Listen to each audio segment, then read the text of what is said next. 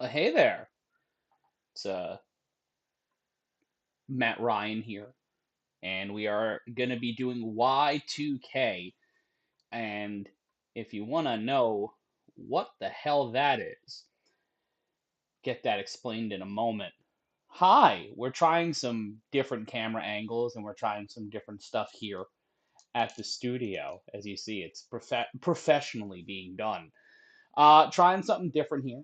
Trying to have some fun and do some gaming. You see on the screen here, it's NBA 2K. We're going to be doing a fantasy draft. I'll cut back to this full screen here. This is not the draft order, by the way. This is not going to be the draft order for what we're doing.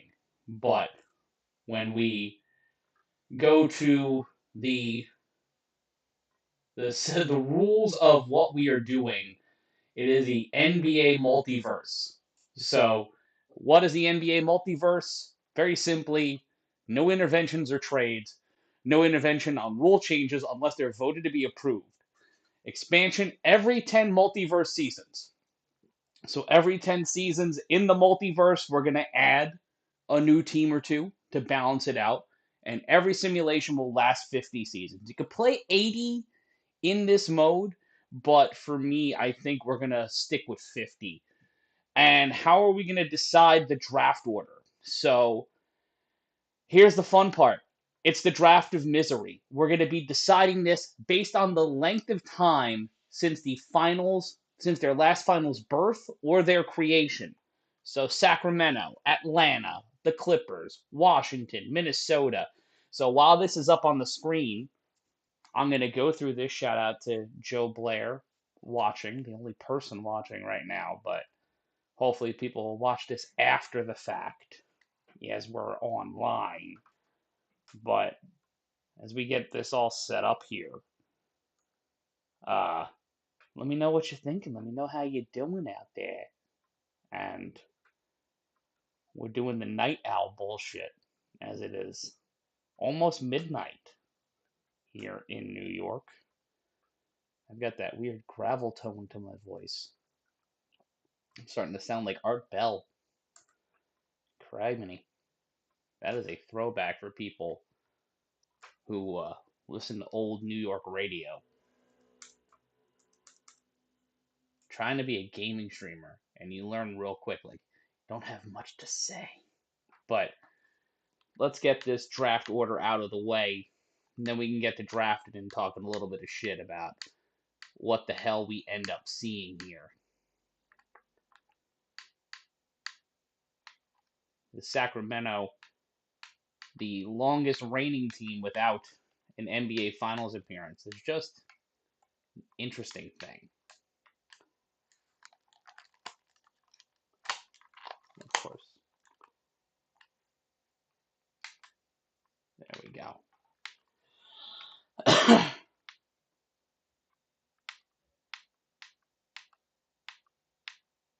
If you watched UFC 294 earlier today, you saw a lot of crazy bullshit happen. The first couple of fights ending before the first round ends, and just kind of necessitating chaos everywhere in Abu Dhabi. We almost had a riot once or twice during that one.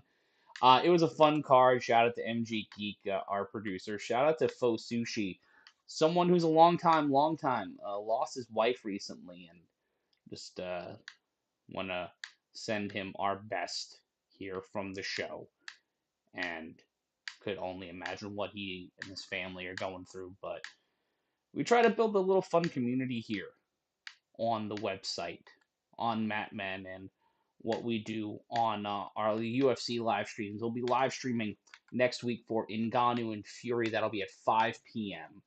Eastern Standard Time.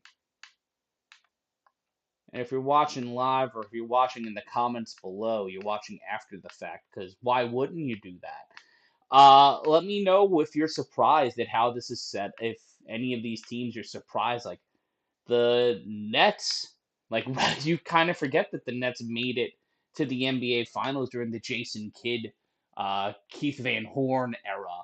That was when Kenyon Martin was on the squad. That was 2000. Yeah, it was 2002 because Ron and Fez were still on the air here in New York, if I remember correct. Yeah, no, that was around that time. Uh the whole first side just makes sense. Like the first 10 picks make so much sense to me because none of these teams in my lifetime have made an NBA finals. Like Washington, Portland were huge, in the 1970s when the NBA was a fucking grab bag. You had teams like that making their way to the finals. Portland almost became a dynasty if Bill Walton doesn't get hurt, you know, and that injury continues to hamper his career. The story of Bill Walton and the story of that Blazers franchise would be very, very interesting.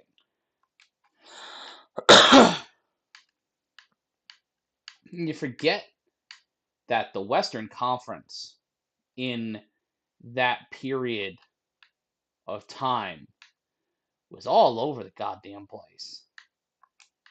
Like you had the Rockets go on that run in the mid 90s. You had Seattle, Utah, uh, you know, all those teams just trying to vie for anything in terms of an opportunity.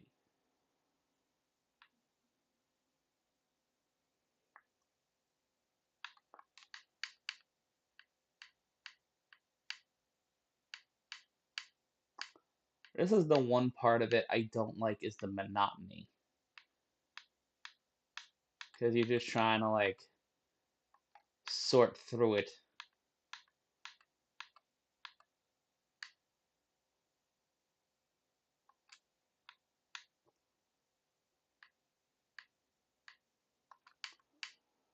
I remember the Knicks' last NBA final.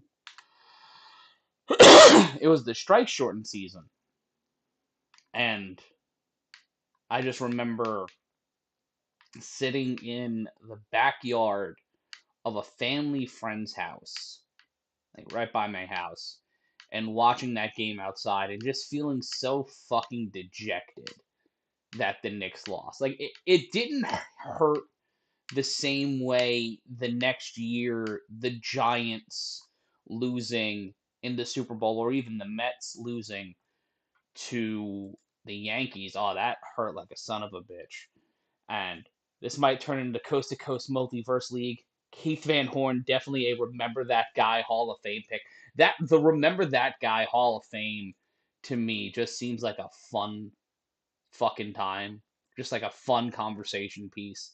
Like who are those guys that are a part of that Remember This Motherfucker Hall of Fame? Like Rod Stottlemyre or Kenny Jones from the 90s. And this is just a takeoff on the 90s baseball bit from Levitard. But fuck was that. Just remembering that part of. Like, I feel like every guy in their 30s has that ability, that cultural cachet to just strike up a conversation with a random person about, hey, remember when Allen Iverson cut the practice rant and you're just saying that back and forth to each other, like that cultural shorthand that I think a lot of people our age, like the last great ESPN generation who grew up on highlights and grew up on those larger than life athletes, like I don't think I don't know if the conversations go that way anymore, to be completely honest. Mainly because I'm in my fucking mid 30s, and I I am not the person to be making the calls on whether or not I should be a part of the conversational zeitgeist. Uh, but we're we're getting closer here to where we've got to be. Where the fuck is Dallas?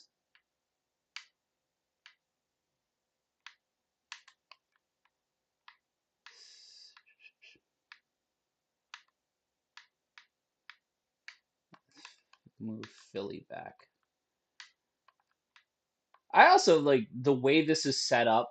I think that the middle class of the like you kind of see the lower class and the upper class of the NBA with the teams that have consistently been to or won the championship the last 20 years. Xavier McDaniel is a really good remember that guy. Shit, that is a great remember that guy. Um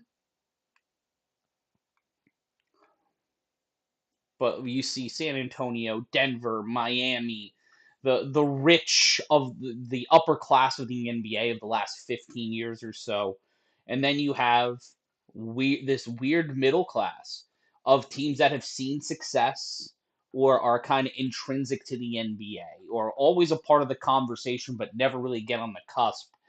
And then you have teams that either haven't been able to establish themselves or are teams that are historically just the bottom of the league. And that is kind of where Sacramento's always been. Atlanta's been more in the conversation lately than they have been the last few years, especially with their rivalry with the Knicks, giving them, I'd say, a lot more conversation than you would have expected. Even though Trae Young has supposed to, and I'm in the belief too, he's supposed to have been a superstar for the last 3 to 5 years. It's Detroit, it's New Orleans, Brooklyn, Detroit, Orlando. Where are you, Dallas? There you go. Let's just put you guys here.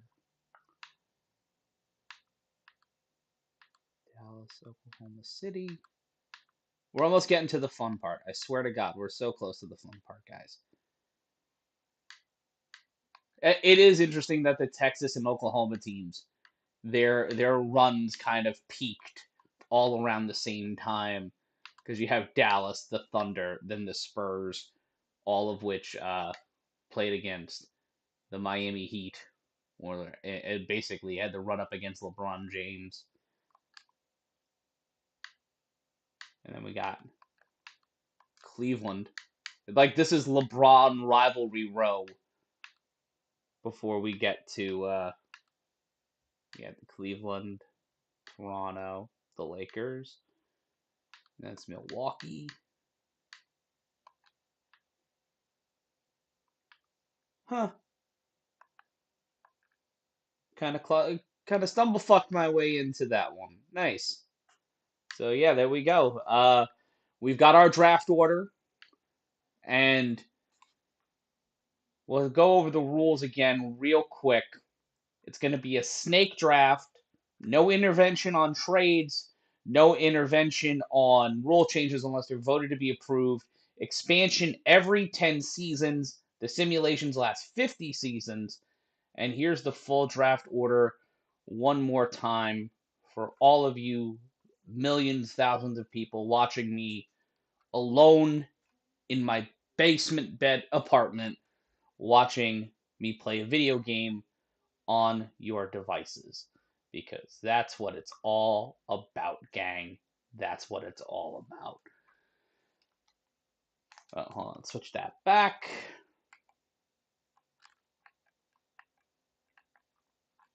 My double chin prominently on display. And Kareem goes first. Then LeBron. Another LeBron. That's the thing. It's the multiverse. So you can get multiple versions. Michael Jordan gets drafted 5th, then 6th, 7th, and then LeBron back at 8. But not Michael Jordan, the 4th, 5th, 6th, 7th, and 9th pick so far. Shaq gets taken at 11. Tim Duncan going to the Knicks. Bill Russell on the. Ooh, this is just seeing some weird choices here. Larry Bird as a Detroit Piston is fucking hilarious.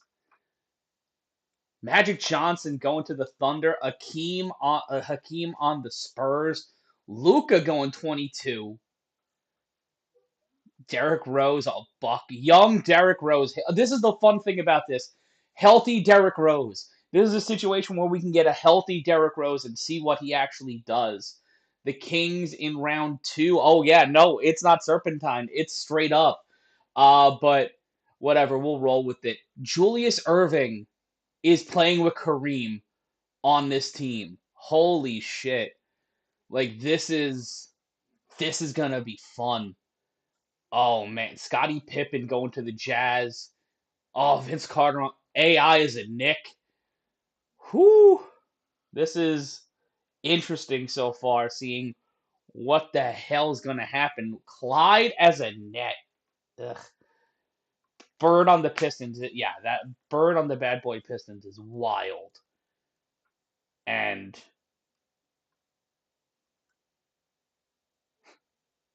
we take a look at this here. Let's get my fat face off and let's take a look at the screen here. Steph Curry to the Celtics, Klay Thompson stays with the Warriors. Chris Chris Paul, huh?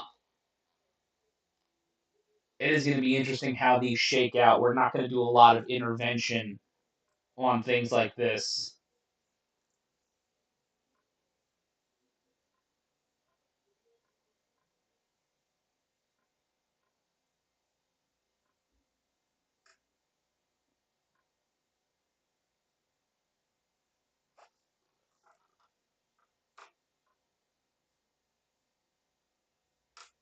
Tim Duncan going to the Pistons. Wow, Tim Duncan and Larry Bird on the same team. That's an interesting combination.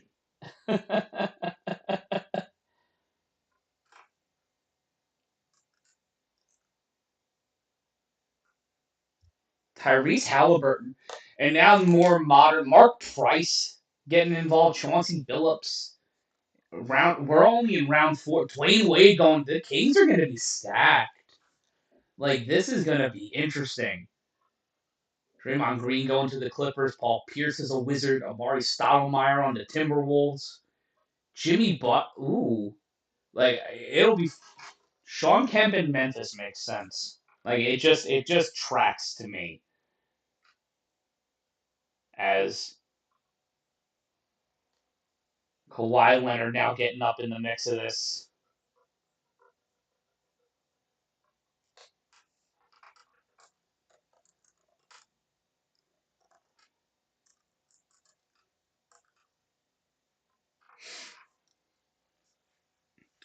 Huh.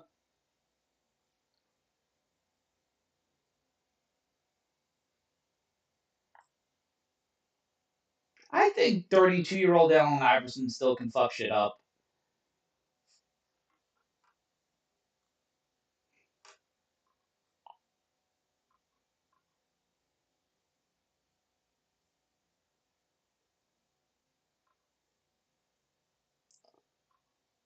Bird, Duncan, and Harden is a trio. That is a goddamn trio.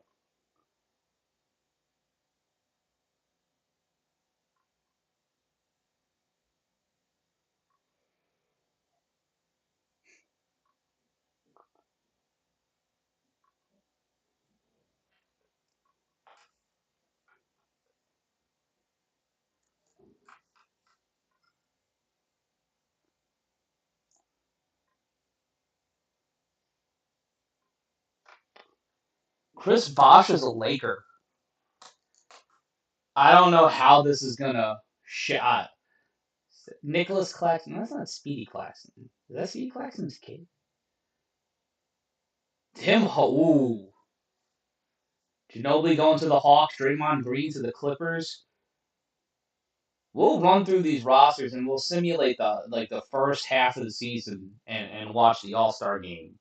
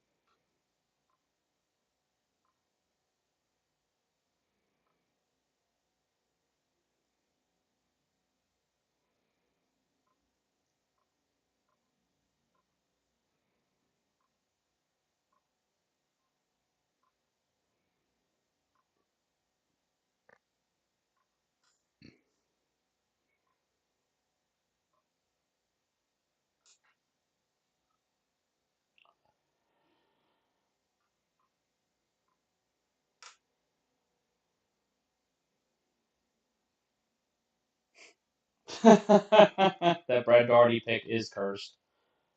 Not a big fan of that. Cade Cunningham going back to the Pistons.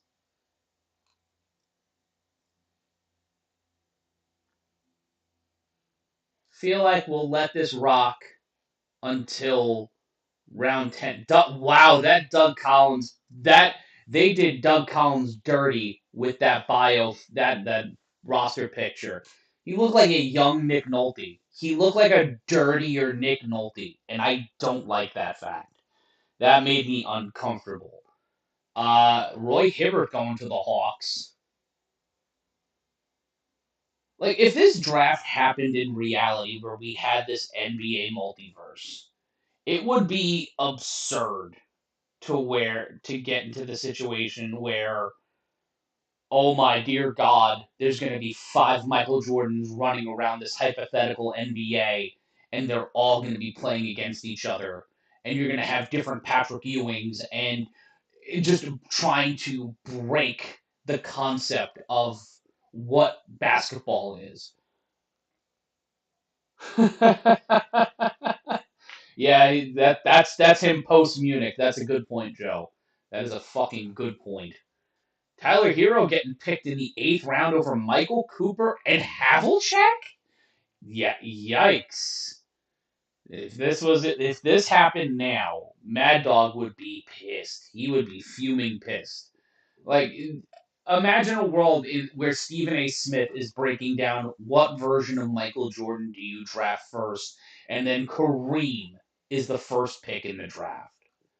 Like, that's fucking bonkers. That's a situation that if that ever happened, I would want it to happen just for that. Just for that sake.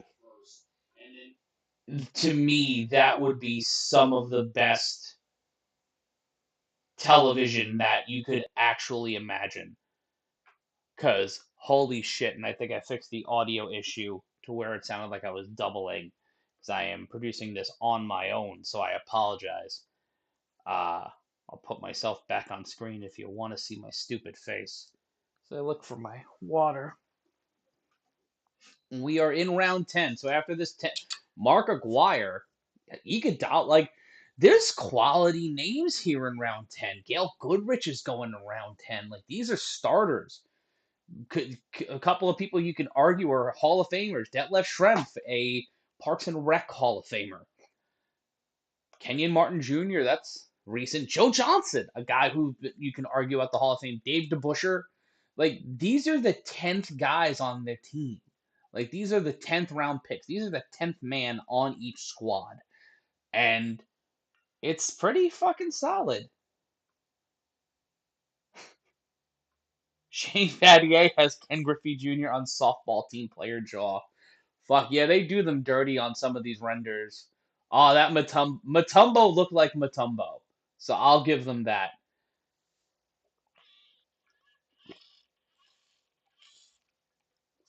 And we will sim the rest of this draft. CJ McCollum, the person taken in the 11th round, first overall. And Herbert Jones is is Mr. Irrelevant. Hold on, is he? No. It's Kelly Oubre. Shout out to Kelly Oubre. So let's see. We'll auto-generate the rookies here, but let's take a look at some of the rosters.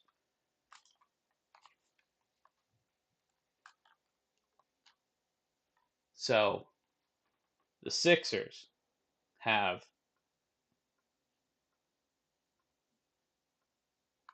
Bill Russell, Kevin Durant, Kyrie Irving, Kawhi Leonard, and then Ray Allen. That's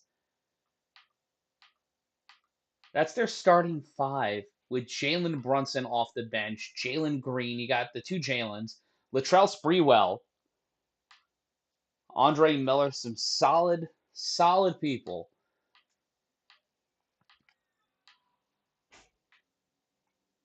And then we go to Derek, the Bucks, Derrick Rose, Carmelo Anthony, Kevin McHale, Rip Hamilton, Jarrett Allen at center. That's a formidable squad. Like you can go to the playoffs with that big three. Like that's a decent big three. Then you have Shaq, Vince Carter, John Stockton, Serge Ibaka, and Tim Hardaway, and James Worthy. Holy shit!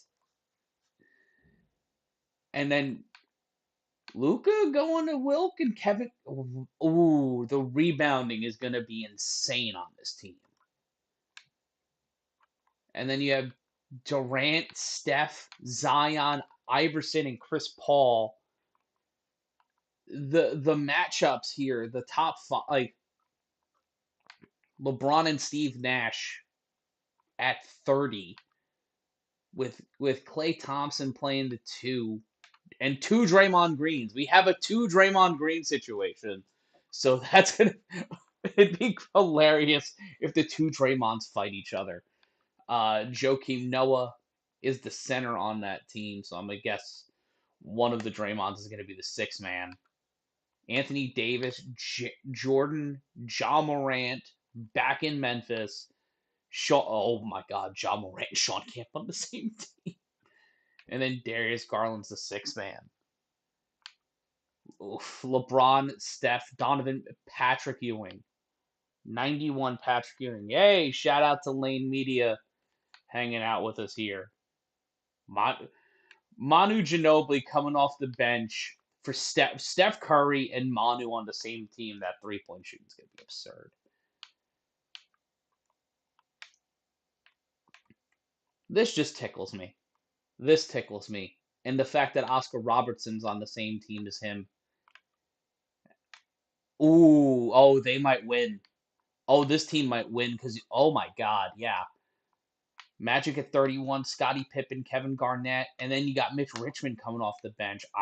Utah right now is my favorite, but Kareem, Dr. J, Chris Paul, Dwayne Wade, Tim Hardaway. It kind of fades down the stretch in terms of people you would want on your team, but that starting five is hard to argue against. And then you have Tim Duncan, Shaq, and AI on the same team with Paul fucking George. That'll hurt him in the playoffs. The Lakers are a little anemic. The team the men you pay to pee in shorts. Steph, Kawhi, Blake Griffin, Jaylen Brown, and Lauri Markkanen. Like you're like, oh, fucking really? No, Markkanen's good. I'm just, ooh, Dallas is a problem. You have you have Michael, you have Will, Gilbert Arenas, Scottie Pippen, and Bradley Beal, and then the bench is pretty deep. The bench is pretty fucking deep here. Ah, and then this might be all you need. Rookie Tim Duncan, LeBron, Jerry West, Sam Jones, Vlade Divac, which is a choice, but those are some weapons for Denver. Dwayne Wade and Jason Tatum's a pretty decent combination with Dirk. And yeah, Larry Bird, Tim Duncan, SGA, James Harden, Bam Adebayo, and Brandon Ingram. That's the team filled up with dudes that are just gonna want to fight everybody. And then Kawhi and Kareem on the same team with peak Tracy McGrady, James Harden now, DeMar DeRozan. Like, this is gonna be a very fun experiment. And then you have another Jerry West LeBron combination. It's it's the Nuggets and the Rockets. I feel like the Nuggets and the Rockets are going to be the Western Conference Finals in this season. Let's see who's on the free agent list. Because Marcus Camby, Jamal Crawford, Serge Ibaka, Rick Fox, Eric Snow, Al Horford, Ron Harper, Horace Grant, Mike Conley. is the first modern player listed here. That's interesting. Just put this back up. My dumb face. See the. We're not going to do any of that stuff. We're going to take a look at the.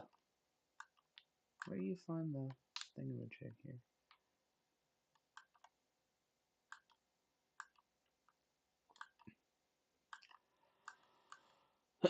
Let's take a look at the power rankings. So the Lakers are listed first, according to NBA. So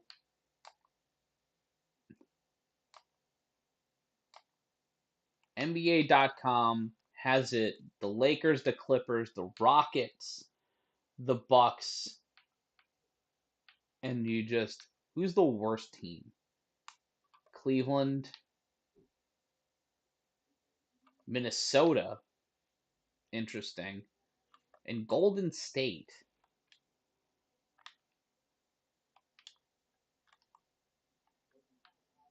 So let's see who opens up night one. Is it just the Celtics and the Sixers?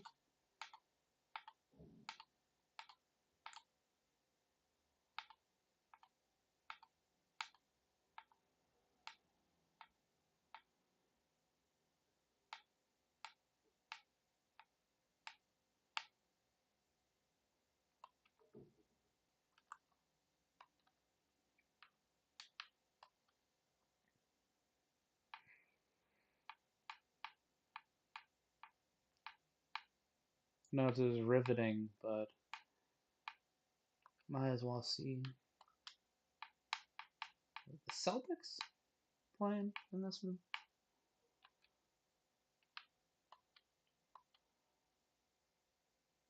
All right, so let's watch this.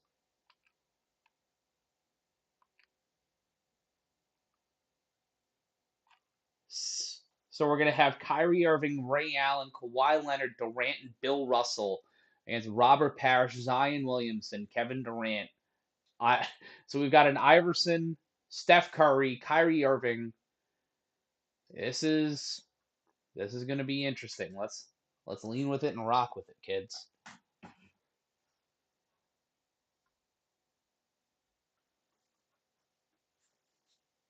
This is just the filler stuff. There's Wembanyama.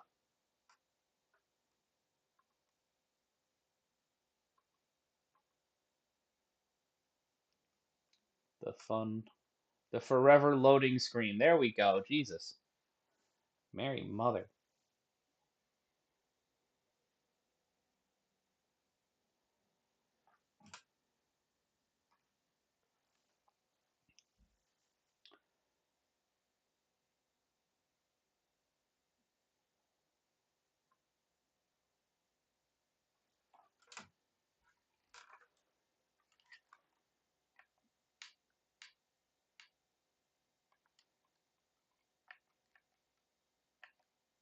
Please make it interesting here.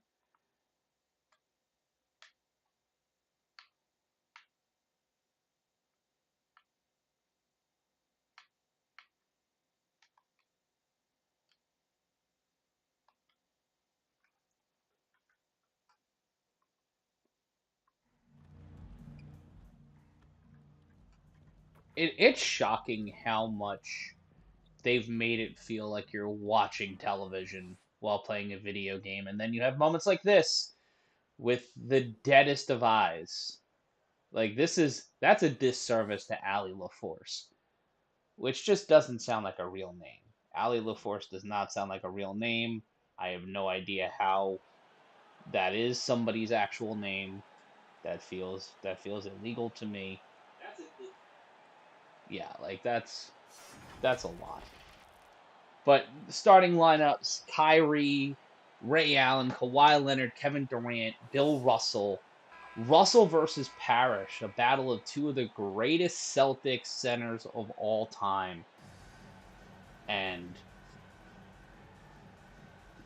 how the hell this pans out is anybody's guess, but the Celtics will lose the tip, and it'll be Kyrie with the ball. Kicks it to Durant. Allen, back to, that's to Leonard. Durant for three. Oh, you gotta make that one. You can't, first shot in the multiverse, and you fucking doink a three, and then Steph Curry, oh, it's gonna be fucking doink-a-palooza, buddy. Kawhi with the ball, covered by Iverson, kicks it to Durant, near half court, covered by Zion. Durant, then just everybody, fucking Brick City All-Stars. Williamson will stop at the three-point line. Looking for anything. Curry, 0 for 2. Can't buy a motherfucking bucket. And Durant, Bill Russell, finally! The first basket in the multiverse belongs to Bill Russell, as it fucking should, in my opinion. And Steph Curry cannot buy a bucket, a vowel, or even a goddamn consonant. Durant, now he'll shoot a three, and that one won't even, that'll hit the rim.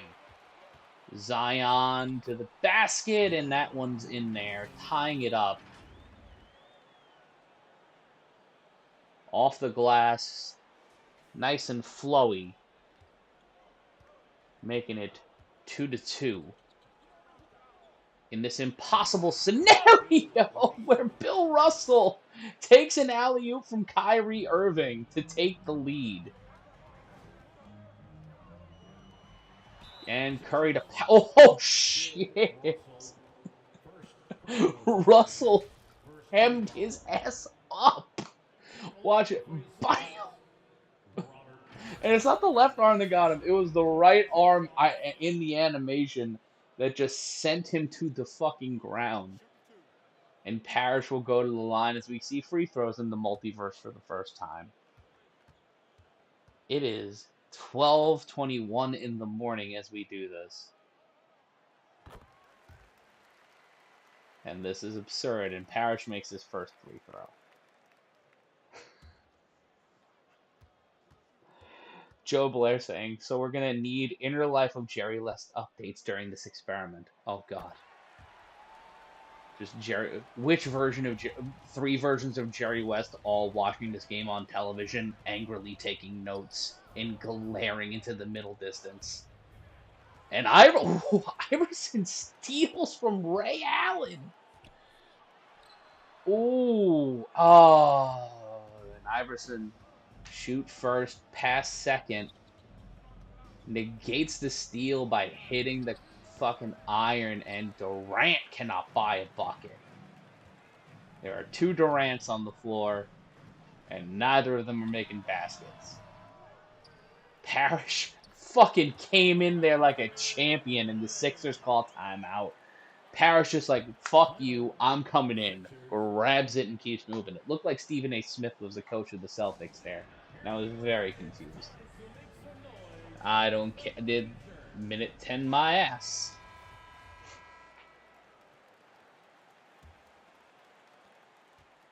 Russell to Kyrie with 3:30 left to go.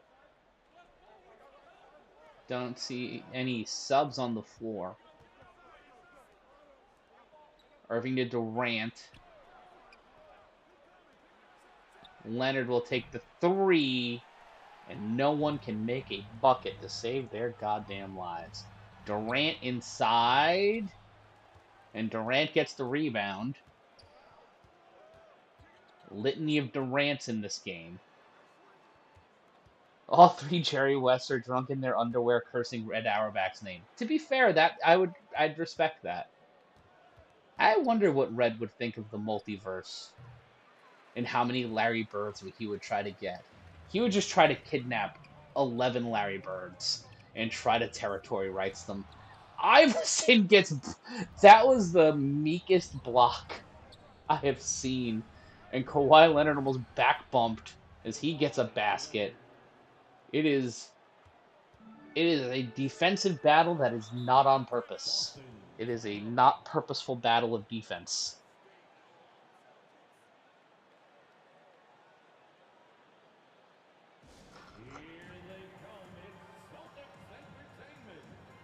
And the Celtics children's dancers, the choice in this game.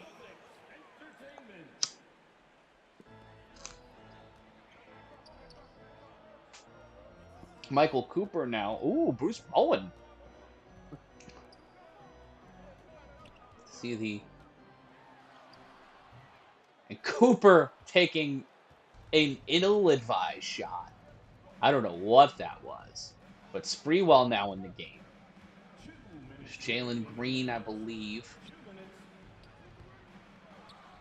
Oh, and Parrish almost gave up an easy basket, but gets the rebound.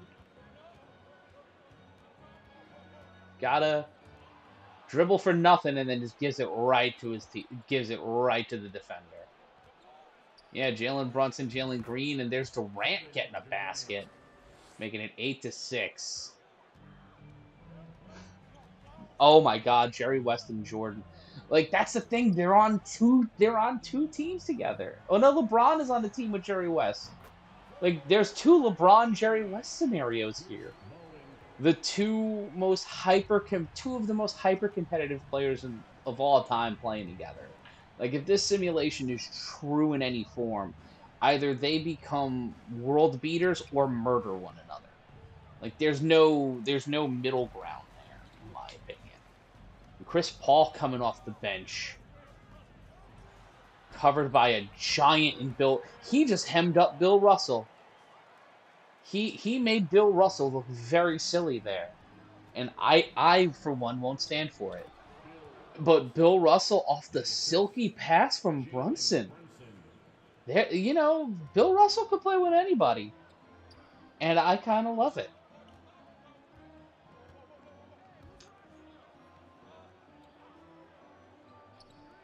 Parrish to Bruce Bowen. And yeah, he wasn't gonna make that shot. They have been dreadful from the arc and beyond.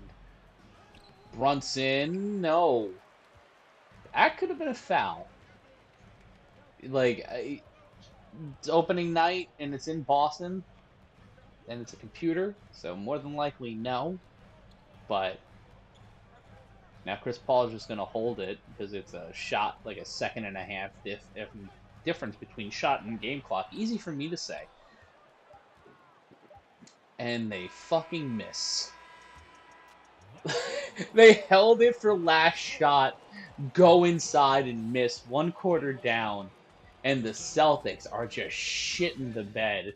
And it's a battle of two teams who don't want to win a basketball game in a situation where it's the greatest basketball players of all time for the most part, with the exception of Barkley and Reggie Miller, because we can't have nice things.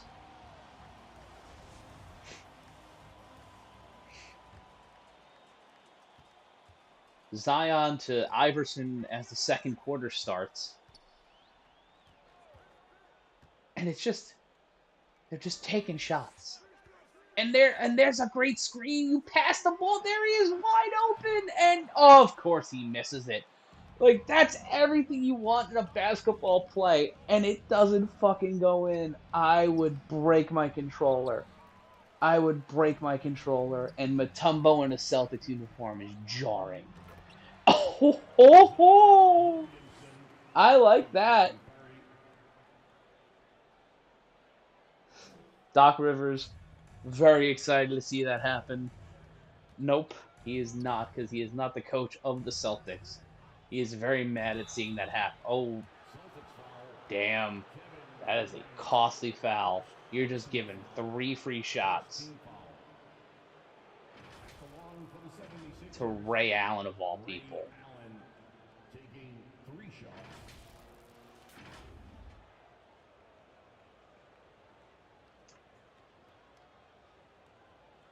Seeing, like, legendary players in modern uniforms, like with Crypto.com logos, is unseemly.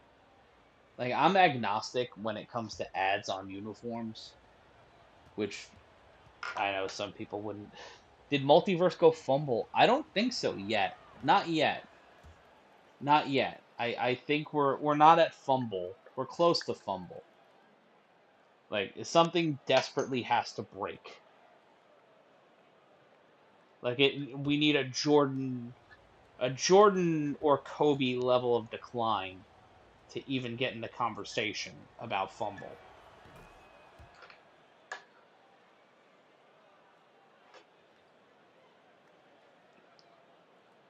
I just think that the CPU is overcompensating for the rate of shots that are getting off.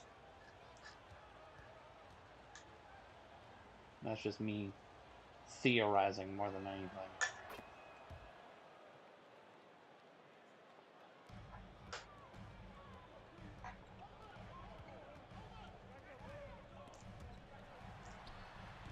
This this gaming streaming feels very Bob Ross like, and very much like the old days of radio, where it's just you talking directly to the listener. Jesus Shuttleworth would have made that. He certainly would have made that. He would have made a lot of things that would have also been unseemly. Iverson wearing not 3 is very odd, and I think that's the second block for Durant, who looked stoned as shit on the sideline there. Is that Kevin? Is that Kevin Love on the bench for the Sixers? Philadelphia should be winning this game, and and also Kyrie and Durant playing together again. You know, the great unifier being being Bill Russell.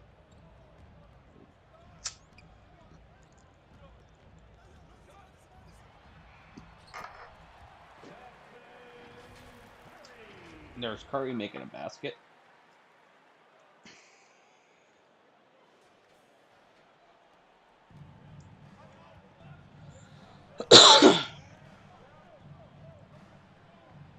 Allen from the 3-point line to a Miller. Be awesome if it was Romeo Miller. And if you're watching this, you're going to see some ads in like 5 seconds.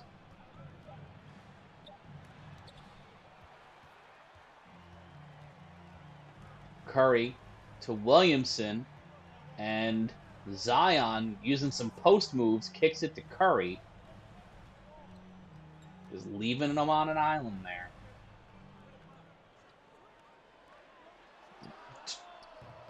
And Durant cannot make a fucking basket. Make a shot, bro. Also, it's 2 of the worst sports fan bases. Bench outscoring the Sixers by 7. That is tragic. There are going to be some. It is the battle of 2 of the dirt worst fan bases in pro sports: Boston sports fans and Philadelphia sports fans, because oh my dear God. But the Celtics in control as the Sixers flail about is also just the tale of these 2 teams throughout the entire history of the NBA.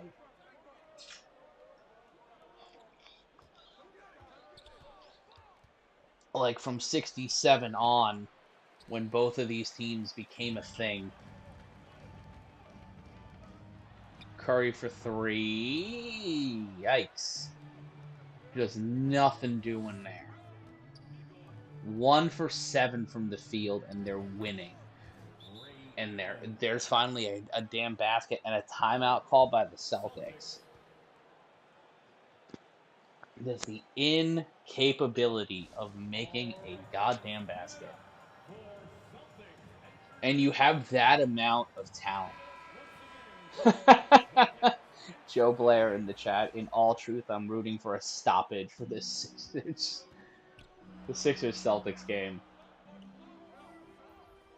I feel like the Laker Warrior game might be more entertaining, but I went with the star value here. I was like, oh, someone's gonna go off and do some crazy shit. but I was lied to. But Parrish posting up Bill Russell, but Russell again with the foul, playing some dirty fucking basketball. Ugh. I can't get over the fact that I look like Paul Williams, and I don't know if that's a good thing or not.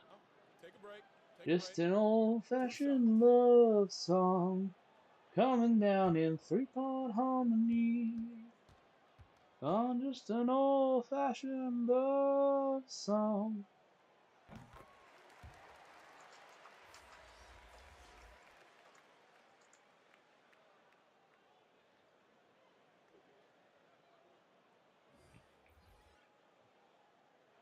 Durant out. Like, how does this end up going down that road?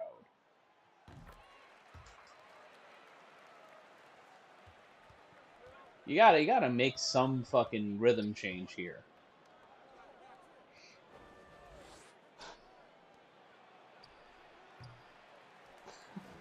Doc Rivers waiting to get the hook on the bench is past if present. Iverson. Oh, come on, bro. Oh, this game is unfair. And then Bill Russell, again, that's his third alley-oop, and he's made 4 for 4 with 4 rebounds. 8 and 4 in the first half with a shortened time is pretty solid. Oh.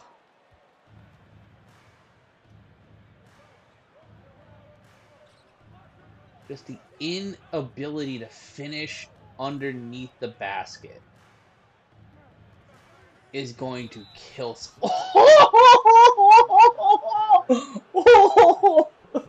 Parrish and Russell are just throwing their fucking bodies into people.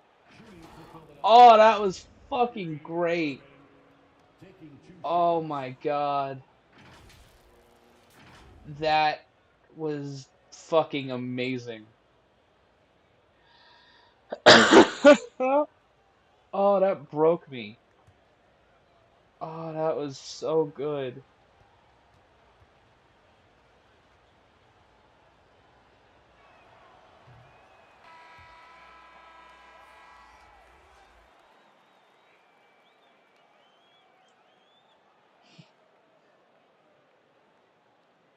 And Philly's about to fucking tie the game in a battle of who can care less situation where it's two great teams missing every opportunity to make a fucking basket. And you have the chance to tie the fucking game and then you clang iron. They're just stepping on their own dicks. And it's tremendous. It's breaking the game already. And what the fuck was that? He missed a bunny from fucking less than 20 feet out. Oh my god. Parrish just knocked the shit out of a dude and then missed. And finally, Latrell Sprewell, of all people, makes the basket to take the lead. Just punching in the dick. Oh, fuck, I love this shit so much because it's so silly. Oh, I was hoping he made that. I was hoping he made that basket. 50 doing that would have been... Joe Blair saying it's ABA level ball and I'm here for... Oh, good pick. And into the... He did the pick into the double team, but finally made the smart play and got the basket. Like, that's just... It's terrible basketball. Did they finally figure out how to play ball? It feels like people finally figured out how to play basketball. And if that would have went in, I would have been fucking furious.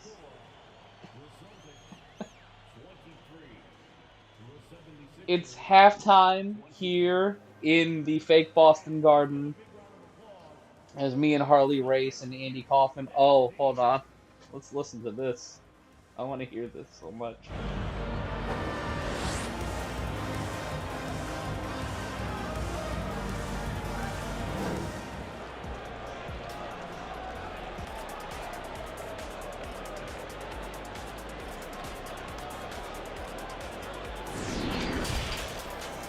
Oh, since I turned the commentary sound down, it doesn't say it doesn't put what they say.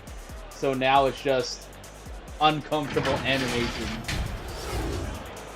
Let's take a look at some of these highlights. Bruce Bowen, of all the players, of all the people, Bruce Bowen's the one that gets the shout out in the highlight clip. Rasheed Wallace, Logic rules in this game. And then you get these little gem shots here and there. Like Latrell Sprewell taking the lead for the Sixers. Oh, that's terrible. But 3 blocks from the Sixers, 9 assists, both teams shooting under 40%. That's... both teams shooting under 40% with the caliber of player on both sides. Just feels... fucking... ball don't lie. Goddamn right, ball don't lie. But... I just... it's like both of these teams are trying to lose. Or trying to win in a way that does not constitute winning. And there you see all the banners. Rubbing it in.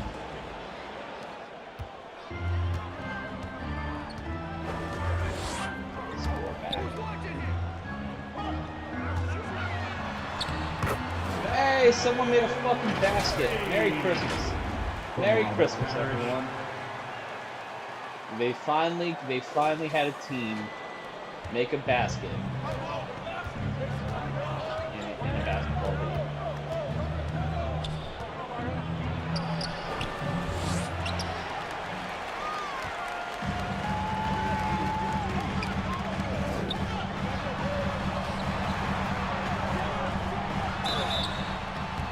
Sixers foul. Kyrie Irving. Personal foul. First I did team something foul. on accident. At the line for the Might be. Celtics. Stephen Curry. At the line for Not one of 2 those shots. fancy folk who know how to do the producing.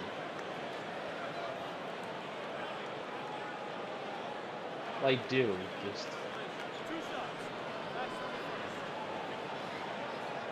usually have help. Something that's akin to help at the very least.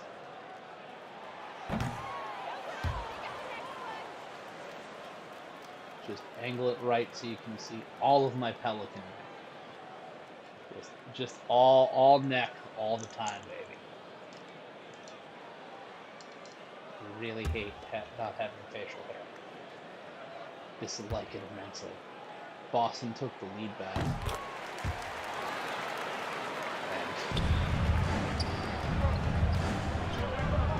Kyrie Irving and Latrell Sprewell being on the scene.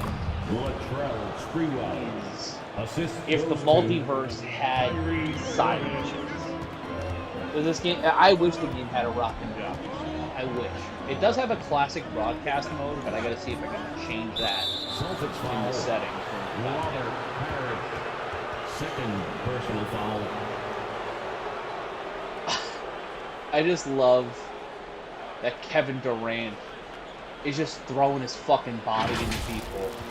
Like Bill Russell being that kind of positive influence for him. Kevin Durant. To just say, play fuck you basketball. Like, that lineup playing bully ball makes so much sense. Because of the whole fuck! Oh my god! Third personal foul. Yeah! Just... The line for the 76ers. fucking chopped him down like a goddamn tree. The line for 2. Oh my god.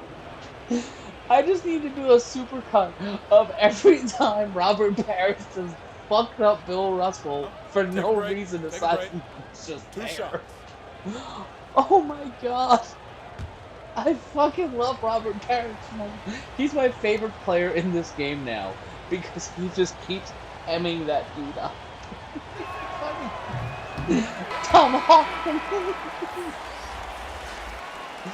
And Ray Allen back in the game. Oh, that broke me.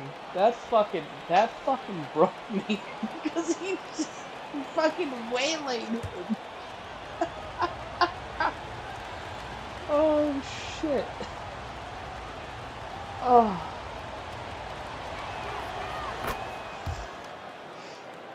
He made his free throws. Good for him. He earned them. He fucking earned them after that shit. Holy Christ.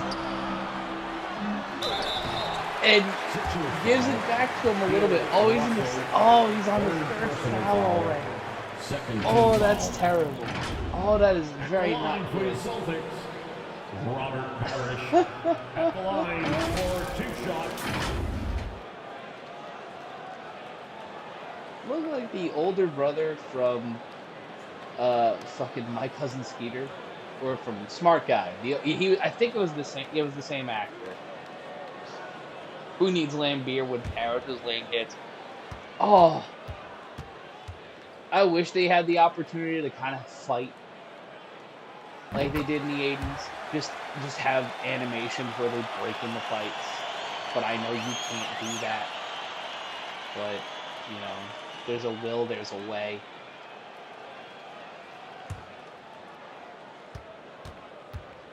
Parrish at the line.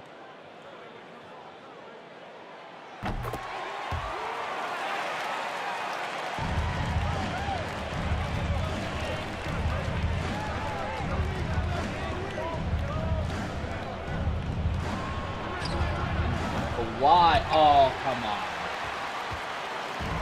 There's just no way that all of them would miss. Like, the three-point percentage, it would be around 30 to 40%, but it wouldn't be this low ever. That shot, I don't know if they should make. But it's like 4 shots a quarter. Which just feels wrong. Oh.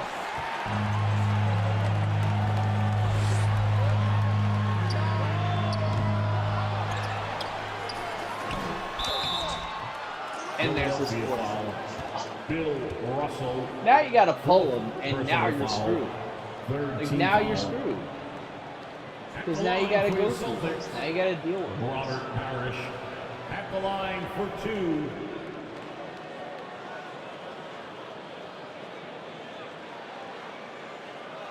Like, I don't want that in my life.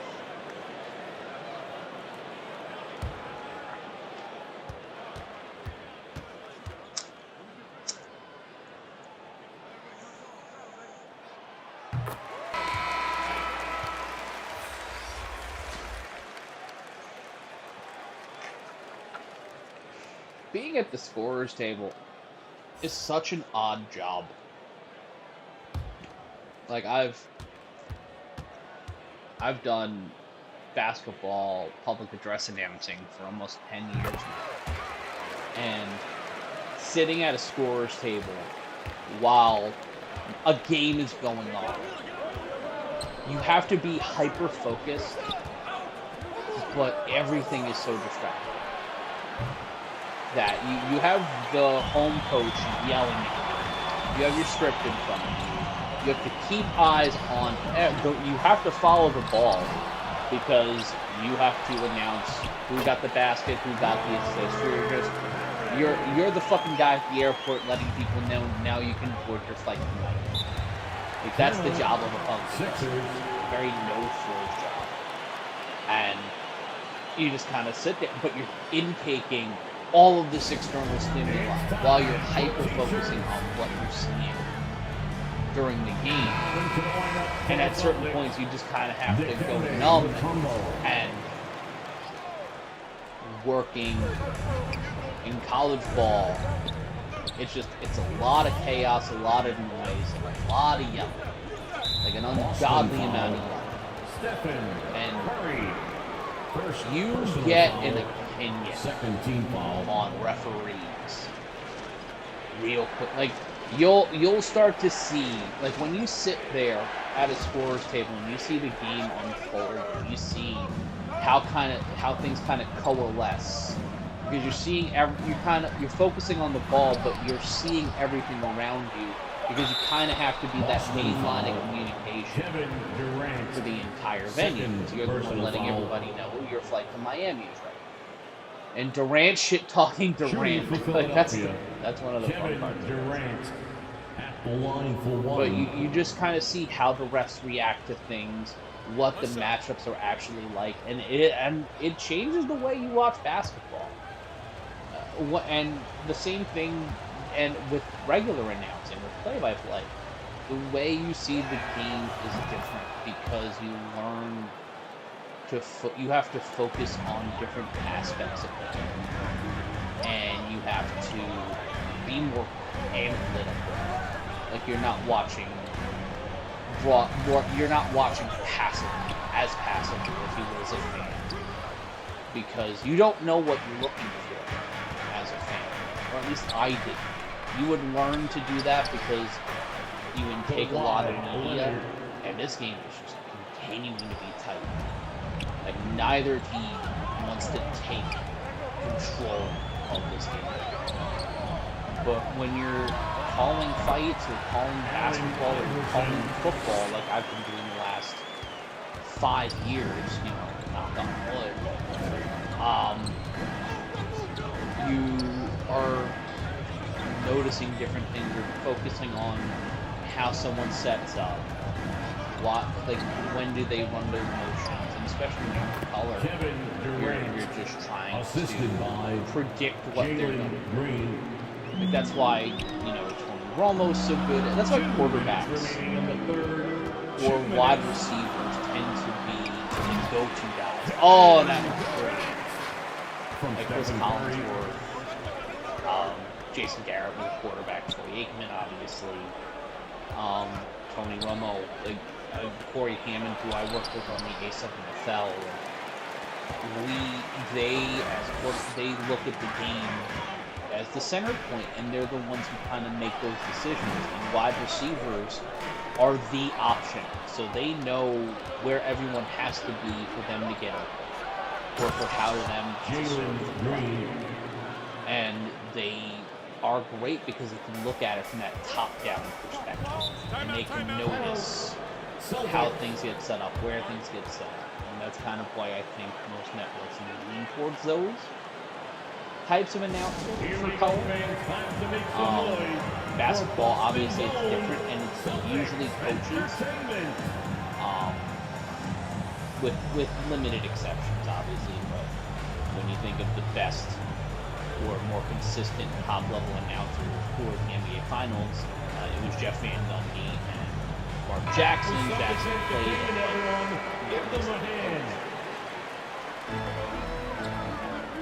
way too many broadcast moments for 1 o'clock. Durant, come on. Oh, Parrish saving it again. Robert Parrish, the savior of the Boston Celtics, once again.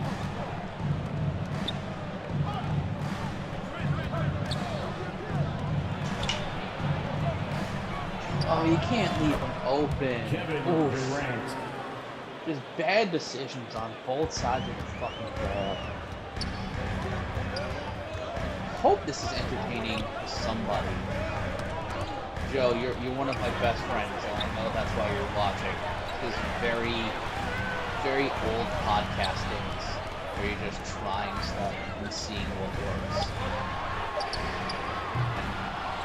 Kind of be a facsimile of a YouTuber. And Robert Parrish is my favorite player in this game. Leaving it all on the motherfucking floor. It's Boston trying to take a commanding lead. They're only up by 4, but it feels like 4-6 has been kind of the high water mark. And you gotta go. You gotta pass it. You gotta pass it. You saw fucking. He shouldn't have made that shot. That shot shouldn't have fucking left. And we go to the fourth quarter with a 6-point lead. for Boston. 38. And with Bill Russell in foul trouble, I feel like the Celtics are going to take this. And that's another thing as an announcer that, and I don't know if this is universal, but you at certain points, you kind of know that it's over, and you can't say it. Like, you don't want the audience tuning out. More importantly than anything, you don't want the audience to think, oh, I need to stop caring about this or turn something else on. Like, you need to be compelling and sell the idea of a comeback, or sell the idea that anything could happen in League XYZ. Because, you know, it could happen. It won't, but it could. And you don't want people going away. That's what I love about working with Rob, Fabian, and Hammond, is that we can turn it into a podcast that also happens to have a football show. And that can keep enough people to where they know it's a blowout. Like, we've had to call games. I called an 80-0 game once. And it was an entertaining 80-0 game, but it still was an 80-0 game. And you have to sit there, sorry for getting like all up in the camera, but you have to sit there and figure out what the fuck are you gonna do to drain the rest of this time, because it's 80-0, or it's 86-35, and you're just sitting there wondering, what the fuck are you gonna do? Boston is out rebounding them 30-19, and it's only a 5-point game. Boston's beating them up and down the floor, but they can't land a fucking basket. Like, they're getting steals, they're getting rebounds, Philadelphia's getting more blocks, but they're cooking them in every other defensive category, and then they'll hold onto the ball for fucking ever, drive into, oh fuck, Iverson, that was good. And they're playing hyper-aggressive fake basketball. Like, for fake basketball, this is hyper-aggressive fake basketball. And of course, Parrish is wearing fucking New Balances, because it's an 80s render, and you just gotta play basketball like he's someone's dad.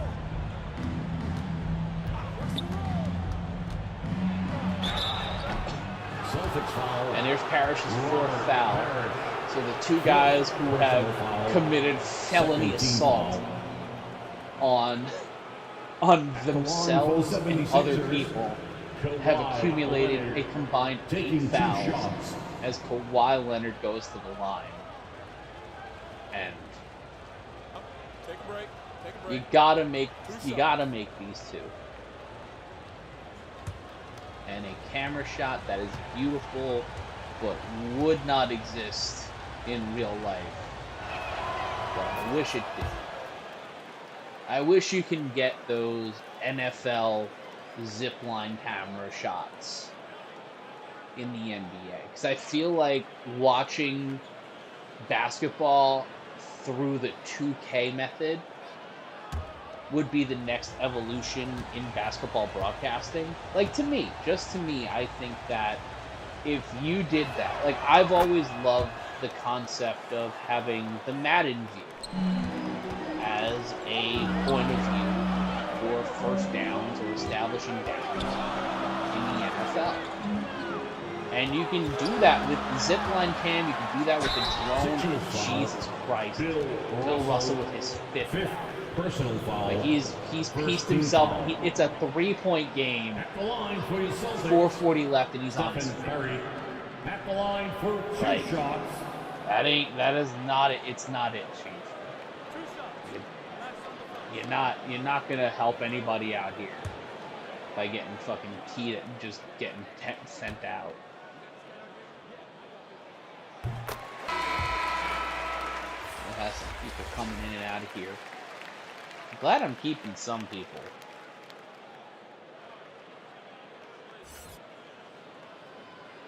I cannot wait. Well, after this game, we'll sim through the first couple of we'll sim the first month and see where we're at.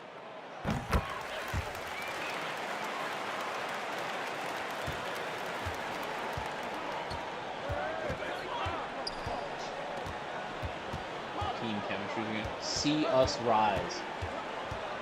It cuss rise. That's what the sign looks like. It said. Let's see us rise. Just very poorly thought out as a sign in this game. And Kawhi Leonard putting Parrish in a blender.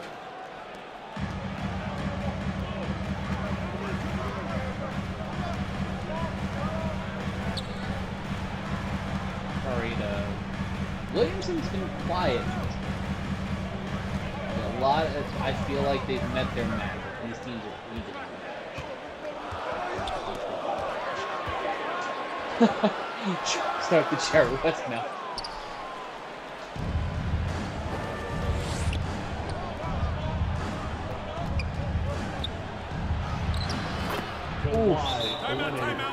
And it's a 1-point game. The Celtics are fumbling the bag. They've held the lead the majority of this fucking game.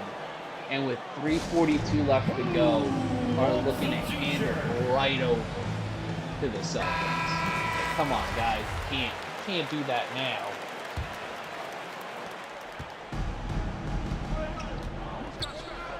Like, they have to wear down Bill Russell and make him make a mistake and keep Parrish out.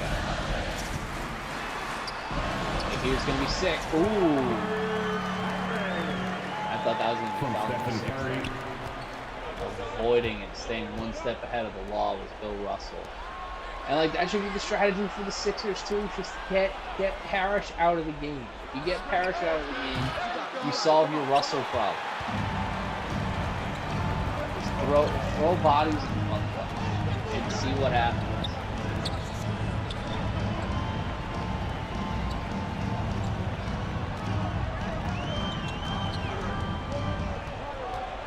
Oh, you were getting covered by yourself. How do you deal with that? That is so existentially fucked up. And there's Williams again. Are there two Durants on the floor for Philadelphia?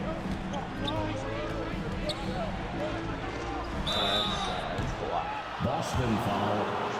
Robert Parrish. Celtics scoring like it's corn dog personal foul. Third team foul. At the line for the 76ers. Living. This is his hell. Russell. This is his hell. Having some of the greatest players of all time, and having it be 50-45 in the fourth quarter. He has Ray Allen, Kyrie Irving, and Kevin Durant. Oh, and Bill Russell's his fucking center. And Kawhi Leonard. Like, he's got 5 of the greatest basketball players of all time starting for him. But they've only scored 45 points. Because the other team also has Kevin Durant. Oh, and Robert Parrish. And Allen Iverson. Like, is this what parity looks like? Aside from the missed shots? And that is just, that camera angle was going in. Whoever was TDing this fake basketball game was really obsessed with that Hardson shot. And now it's a 4-point game again. Not necessarily seesaw. Or saw that we saw it.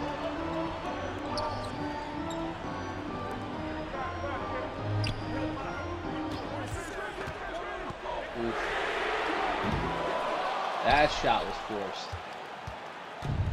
Much like this experiment. It's a 1-score game now. Gotta be smarter with those shots. 2 minutes remaining in the game. 2 minutes. Gotta do something. And there it is. There it is. And there you go. The Celtics fed it right into where they wanted it to be.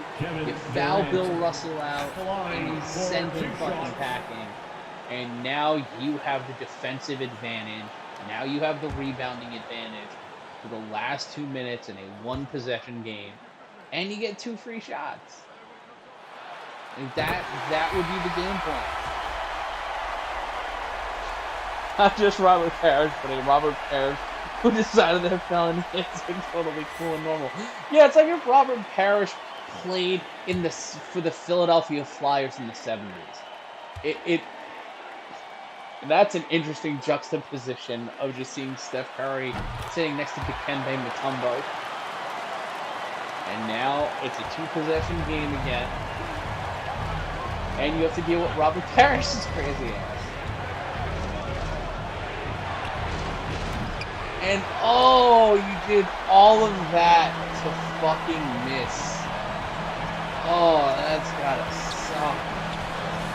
Oh. Being a sports fan is a miserable existence. And it's also just showing how important low post game is in scenarios like this. Because of just all of the bodies. Oh.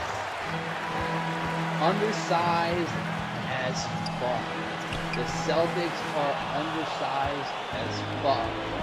And they still, pardon me, the Sixers are undersized as fuck.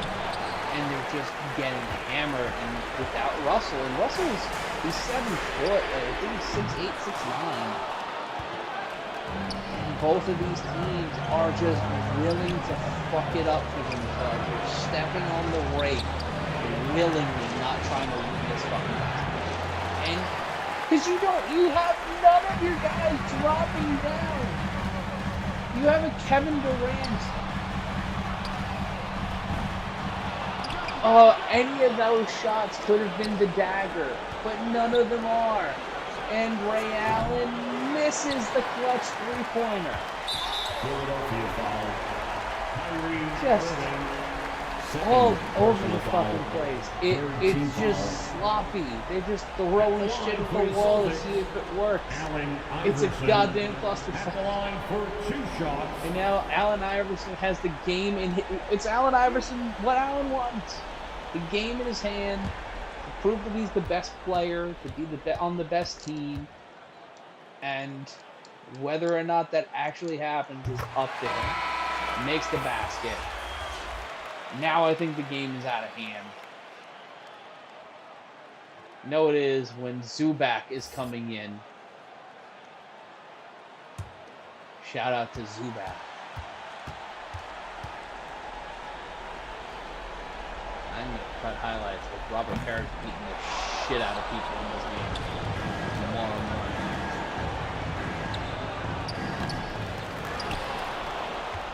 Just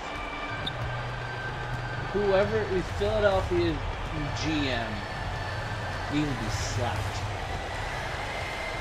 Because no help whatsoever.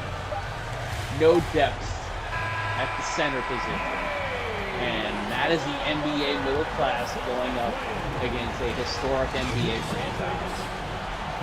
And a more successful NBA franchise. Because the Sixers find themselves losing 48-50 in a game that they really won. It was a winnable game for both of those teams, with both teams. And yeah, the game did get out of hand. They started hacking arms.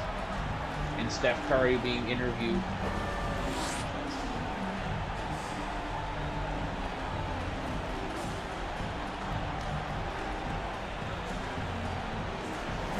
Yeah, it was a great effort today. We tried our best. We wanted to give the other team a win because we felt bad. And, Steph, it did see that. Thank you so much. And that was this game. And the Celtics win that game 55-48. That is a horrible, horrible, no good time. That was fun to watch, but if I was an actual fan of either of those teams, I would have set myself on fire. I would have just been so fucking mad. But let's go. Let's simulate the first month of the season and see where we are. through the first month. Oh, this is not good for the Celtics.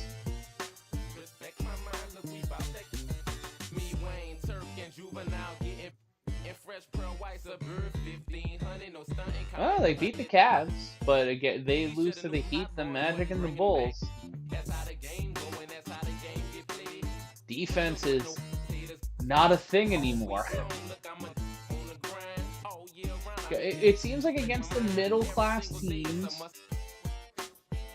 they have a shot, but they lose to the Grizzlies, they lose to Washington. They beat the shit out of the Nuggets. Holy dicks.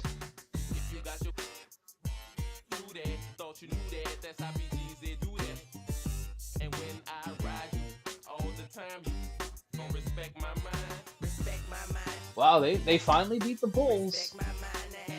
Convincingly, too. Fucking 14.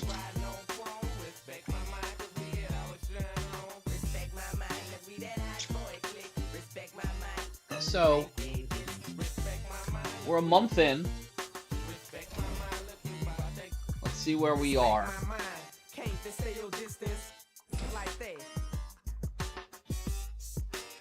So the Hornets are the ones. So it's the Hornets, the Pacers, the Hawks, the Wizards, the Sixers, the Raptors, the Celtics, and the Magic. So the Celtics and the Magic are at the Cavs are at 11-11. The Bulls are 7-14.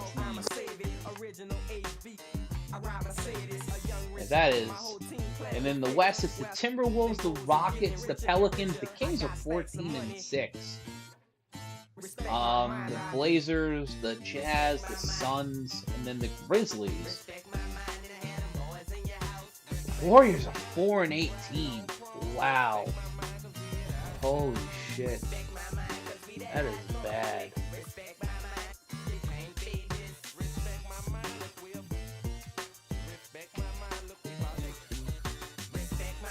So it's the Hornets.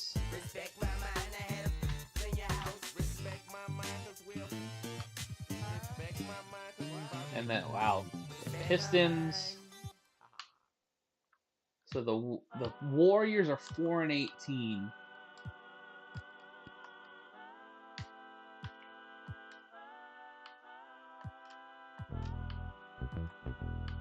So wow, so you're seeing a lot of the teams that got those late picks really get dicked. But there's a lot of parity.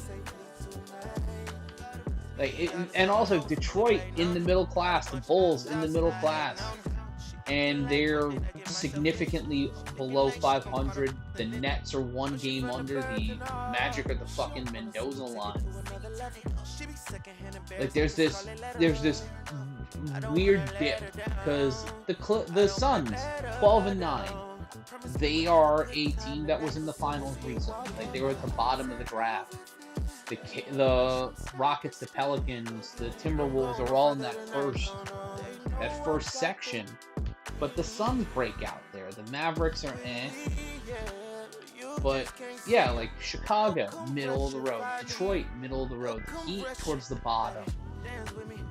The Knicks and the Cavs being in the mix. But let's look at the power rankings. The Pelicans, the Rockets, the Timberwolves, the Sixers, the Hawks, the Trailblazers, the Kings at 7. So getting the first pick wasn't the salvation that you would think it would be. But what the fuck? The Wizards are 10. So let's see the league leaders. Vince Carter leading in points. Carter, LeBron, Jason Tatum, Embiid, and Durant. Let's see. Rodman 1.3 points per game. See if Busher, Hornacek, these make sense. And Karl Malone averaging only 3.6 points per game.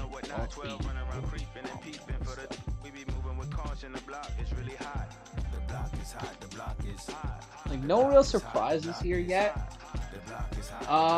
Young Scotty, yeah. Oof. But like, who's leading in rebounds? Russell, Jokic, Wilt, Timmy Duncan. Russell's averaging a double-double. Hold on. Yeah, he's averaging a double-double. And fucking Jokic is averaging a triple-double. He's averaging a fucking triple-double. So let's see here.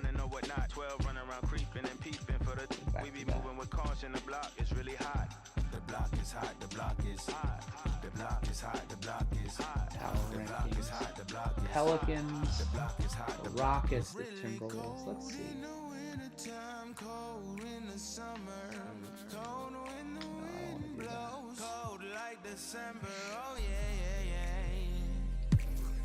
It's gonna be cold anyway.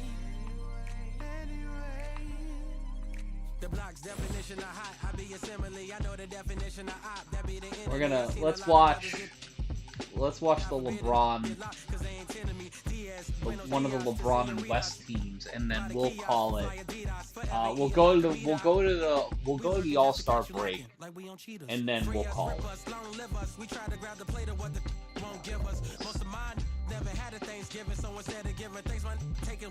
Rockets. You know what it is at the city. Girl free to if you don't wear wide. When it comes to paper, that's that I require. When it comes so this might be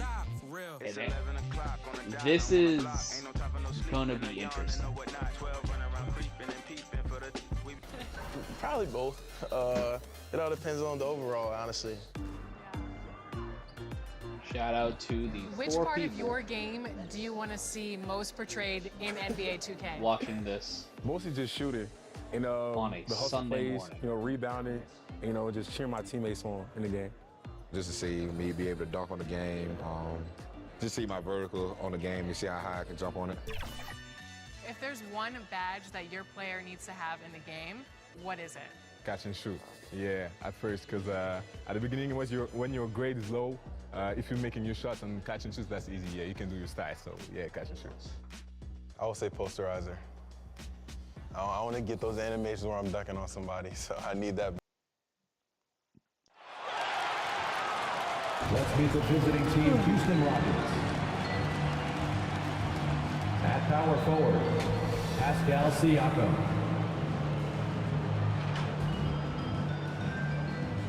At center, Pau Gasol.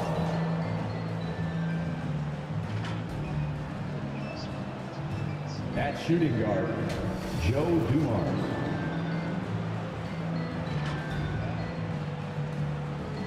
At the other guard position, Jerry West. Jerry West in a modern Rockets uniform. At the other forward position, LeBron James. The head coach of the visiting team is Steven Silas. And I like that it's the regular NBA coaches. Now introducing the starters If it for was simple your coaches, I wouldn't Phoenix think that would be as much fun as to see how terribly they would handle at the power forward the greatest position, players of all time. standing 6'8", number 35, Harry Terry Cunningham will come out in Cunningham. 2023 after this. Man, this is silly. Like, I love that this is in the game. Standing 6'5", But holy shit, is it number silly 0, that we have this in the game. Tyrese Halliburton.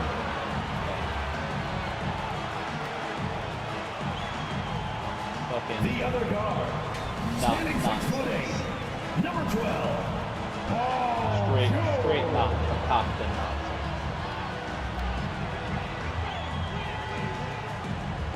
The big man, that's 5'0". And Number Shaq is in the 32, hoodie. Shaquille Like everybody else is in the warm-up shirt. He is in the hoodie. starting at the other court. Yes, Esme Smith and Kendrick. Like at some point, it just feels like you're watching an NBA instead of playing a video game. You're watching the video. I suck at this game.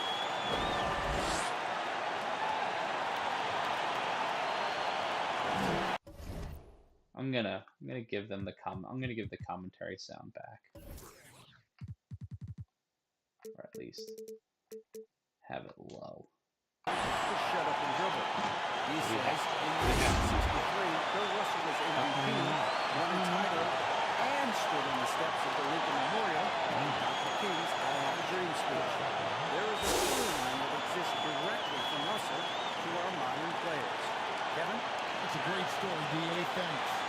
Here's the starting grid for Houston. LeBron James is out there. Pascal Siakam. Then it's Powell.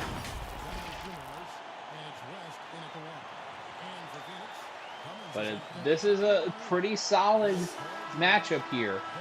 Oh, those uniforms are so fucking sick. Those are sick. That's fucking nuts. Oh, I want that Rockets jersey so bad. And of course Shaq wins the tip because it's Shaq. Oh, why is it in 2K? And that's stupid. Oh, hold on. Yep. I know what I did wrong. That's my fault.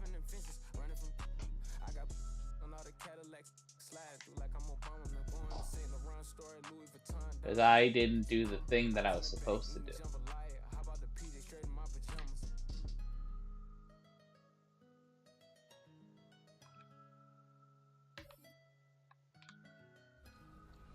K10.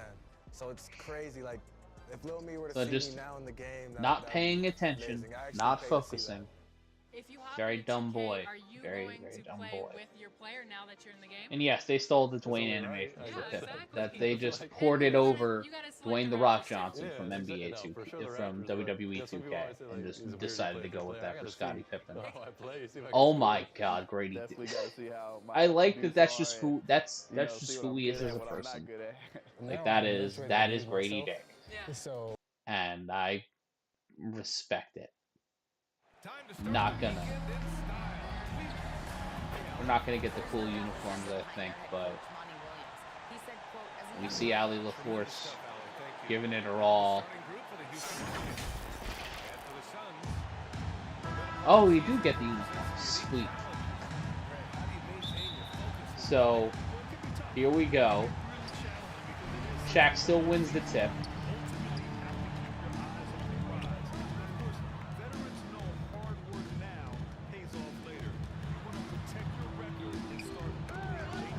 What the fuck was What the fuck was that?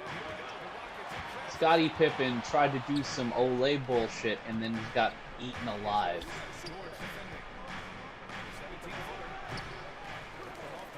Oh, Jerry West is gonna be mad about that shit.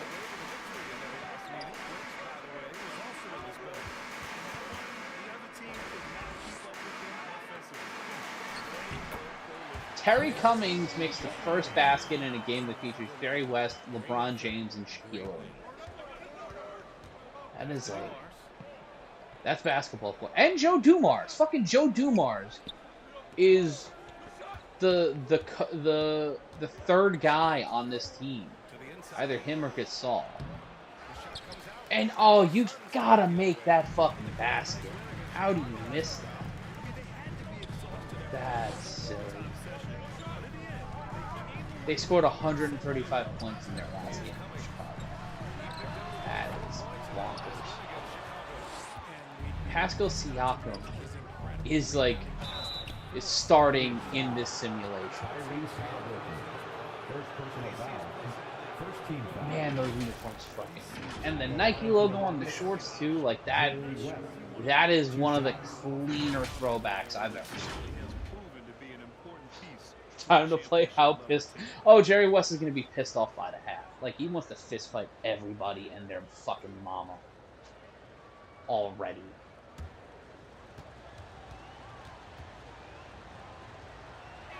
Gotta make that basket. There it is. Like, I would just make this their uniforms. Like, there are no better Houston Rockets uniforms than this. I am making that argument right here, right now. And if you disagree, you can follow me on Twitter at Matt Ryan Yells, and you can just call me a fucking liar. Go ahead, I dare you. I dare you to call me a liar. You can. You will. You should. Oh, fuck! Jerry just said fuck. The number 19, pardon me. 19 just shoved the shit out of Shaq. It said no. Fuck. Gasol said fuck you and your mama. And a ticky-tack reach-in call. Dude, offensive interference gets called for a guy trying to give another guy a concussion. Oh, you had Jerry West off the pick. How do you not go to Jerry West? There. Oh, come on. Come on. Score a fucking basket. Score a fucking field goal. One fucking field goal is all I'm asking for here. And there you go. Fucking Shaquille O'Neal doing Shaquille O'Neal. God almighty. Just create some space for 5 of the greatest basketball. Pascal Siakam should just be making space for Jerry West. You have Jerry West being covered by Shaq, and you don't drive to the basket with fucking Paul Gasol. Fucking absurd. And there you go. There it is. Oh, you son of a fucking bitch. How do you just... How? How are you failing that terribly at something you're supposed to be good at? And Terry Cummings just showing Joe Dumars' asshole. That's all that was. And shot in the foul.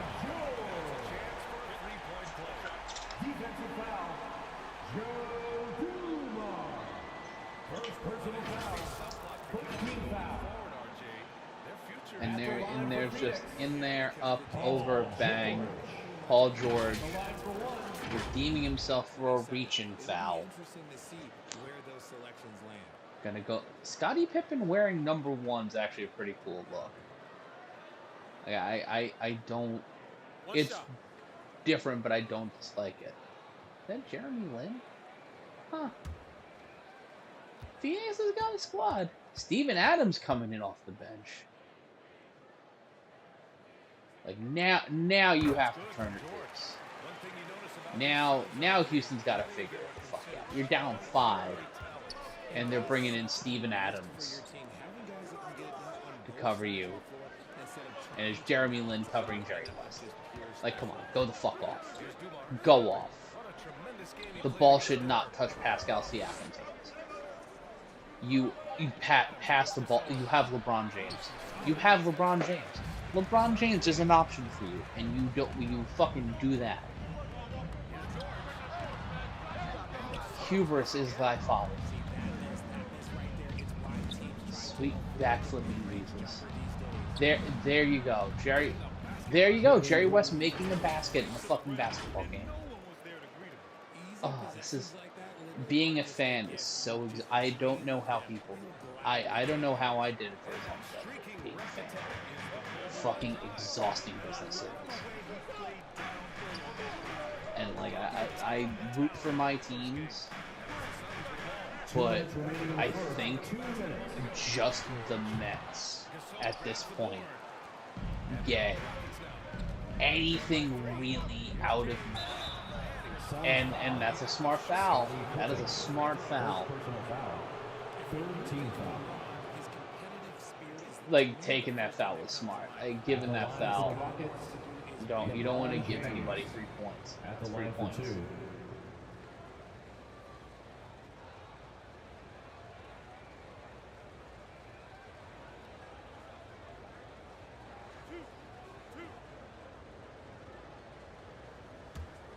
And LeBron going to the line here.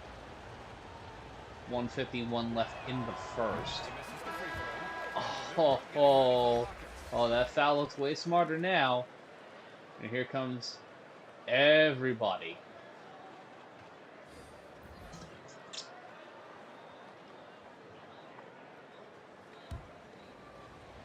Tyler Hero is now in. They feel comfortable having Tyler Hero in because LeBron went 1 for 2 from the line. The backcourt is Tyler Hero, Jeremy Lin against Steve Nash. I can't make out who that is. We'll know in a sec. But now it's another Scottie Pippen is there. Older Scottie Pippen. Oh, that's cooked. Oof. Got that motherfucker.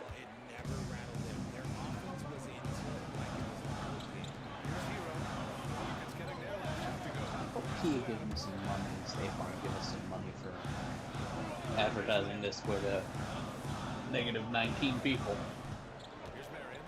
watching me at 1:30 in the morning. Shout out to y'all who aren't sleeping. We all should be asleep.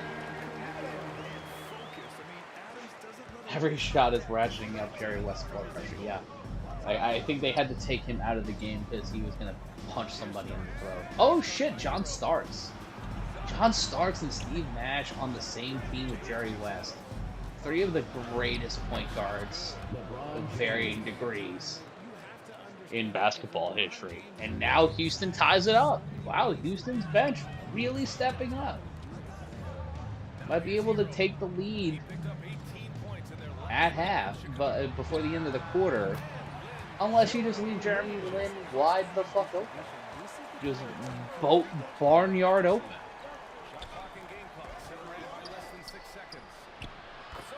Okay, Scotty. Okay, taking the lead. Going for 3 on a very risky 3-pointer.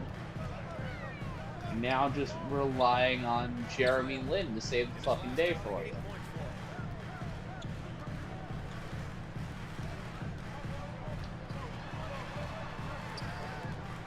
Just running clock. Nothing but running clock. And you missed the basket. Could have passed it to anybody else. And there's the gorilla. You have Scottie Pippen and Dennis Rodman on your team. That is an insane combination. See what happens here in a second. All right, guys, for the Rockets, what jumps out at you stat-wise? Well, we've watched them force their way to the line, and it seems to be working so far. And let's get this fucking second quarter underway, kids. Looks like starters are back in for both teams. They talked Jerry down. He's gonna play. He did call someone a bitch, but we don't know who. It might have been himself. I love Jerry West, by the way. And Jerry West earning that foul and then really just... That is something that he is going to take out on himself later. And it is not going to be a fun time in the locker room if you stick around after the game. He is just going to say a whole bunch of stuff that it is just not going to be a fun time. Just putting that out there. He's going to say some things about himself that he is not going to like. That's a 3-point play. And you give the lead back, and now Jerry West is going to do some crazy shit.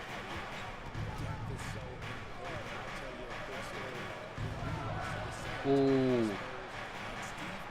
Got it. Yeah, there you go. Off the pick. Pass. And Gasol takes forever but gets the basket. That was just impatiently waiting.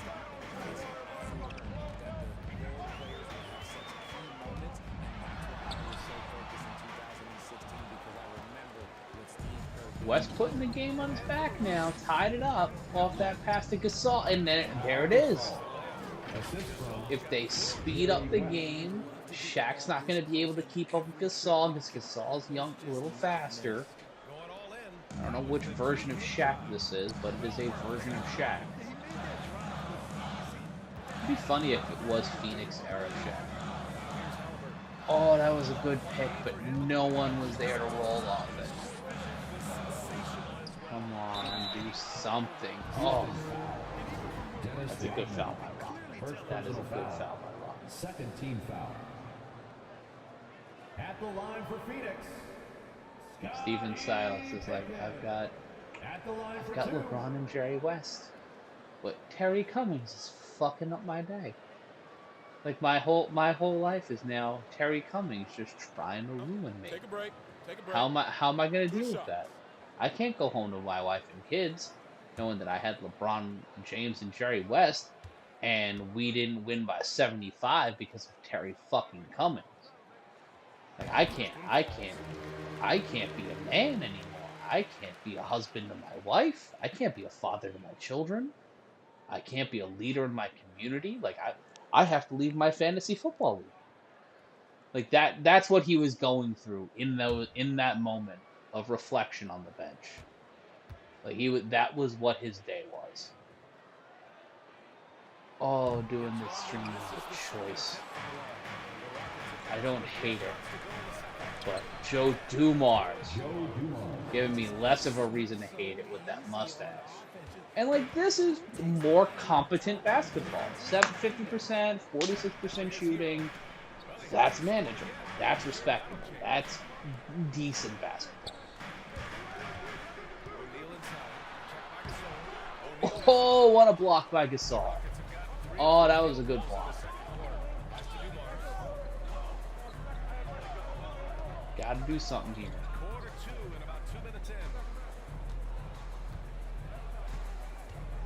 Make something fucking happen here. Rodman should not be taking this shot, neither should Gasol, and you deserve that. You deserve every second of that block. Because you're an asshole. Whoever set that up is an asshole. Because you just completely fumble fucked that play. That block was back into the left. That is exactly what that is. Jerry West will say some hurtful shit about some close friends. He won't mean a word of it, but my God, it'll feel like so. It'll feel like it. And there's Terry Cummings again, setting up the slam. And the Rockets are fucked. Tyrese Halliburton has 5 points in the first half in a 18-17 game. That's a bad time for everyone. Let him know the fucking deal, Allie. You got the next contract, but are you the guy? That's something I really struggled with. But there's still another level that I can Now Brogdon's in the like, not relying on anything else but wishes and hopes right now. Now here's Brogdon. Right now averaging 5.5 a game. Just 4 to shoot. Here's Dumars. Ooh, nice D from George. Suns trailing.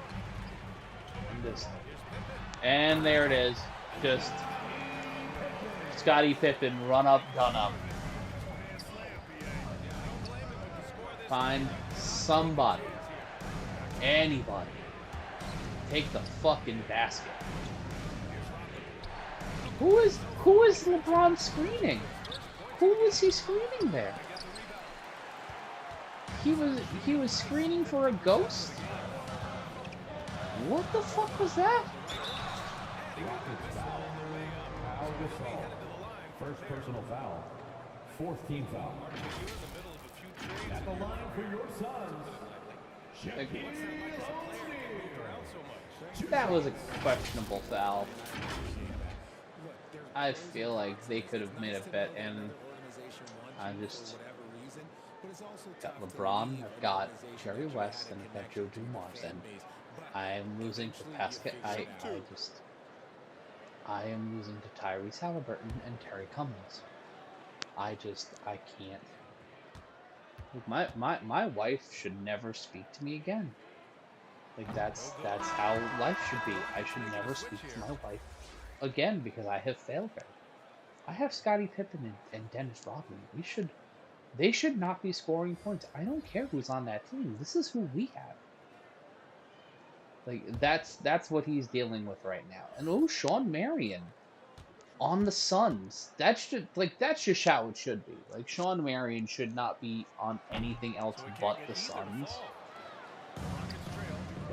Because like he is the Sun. Like to me, he's that generation of the Phoenix Suns. That 02 to like 2011 era Phoenix Suns. Why was Steve Nash covering the show? What the fuck? He is averaging 21 points per game. Like that's Shaq's. He's averaging points.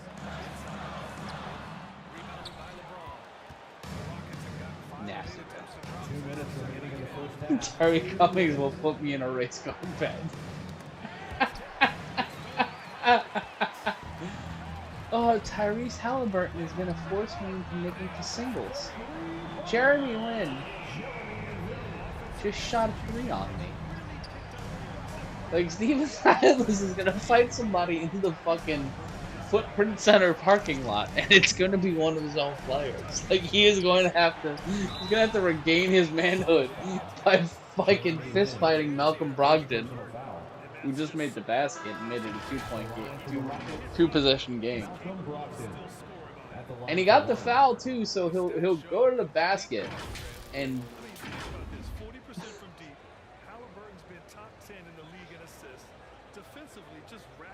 and everybody on the Rockets is just like, fuck. Coach Silas is going through it right now. How do we gotta perform for him, because he's saying he won't go home. This man is saying that he will abdicate from his life. And there we go. Now makes it a 3-point game. It's a 1-possession game. But Tyrese Halliburton is looking to ruin Steven Silas' life.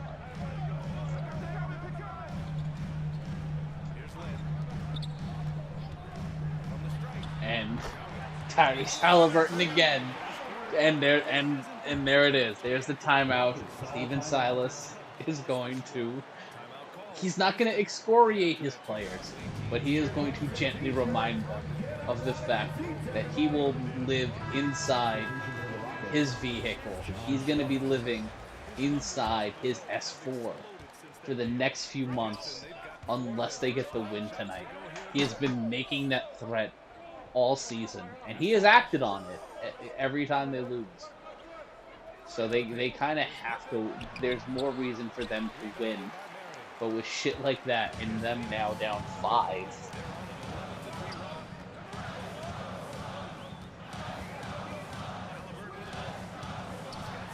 Like that right there. Pascal Siakam doing that is pushing him to race car bed territory. People ask, why do you live in a box? And I'll say, Terry Cummings is why. Oh, we have turned Terry Cummings and Tyrese Halliburton into the manifestation of Steven Silas's fucking mania. Perceived mania. Like that would have to break. That would break a coach, right? Like you get into a situation where you have the greatest players in the world, and then all of a sudden you have to deal with the reality that that's not a thing.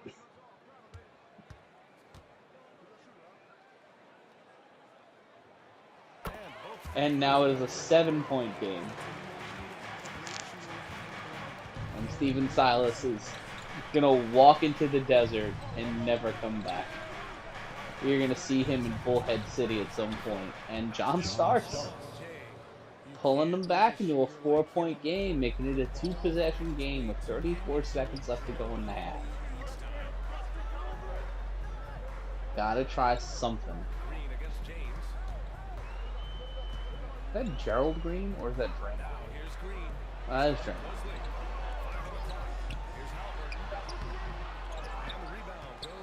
LeBron getting a rebound finally, and John Starks looking to put the team on his back.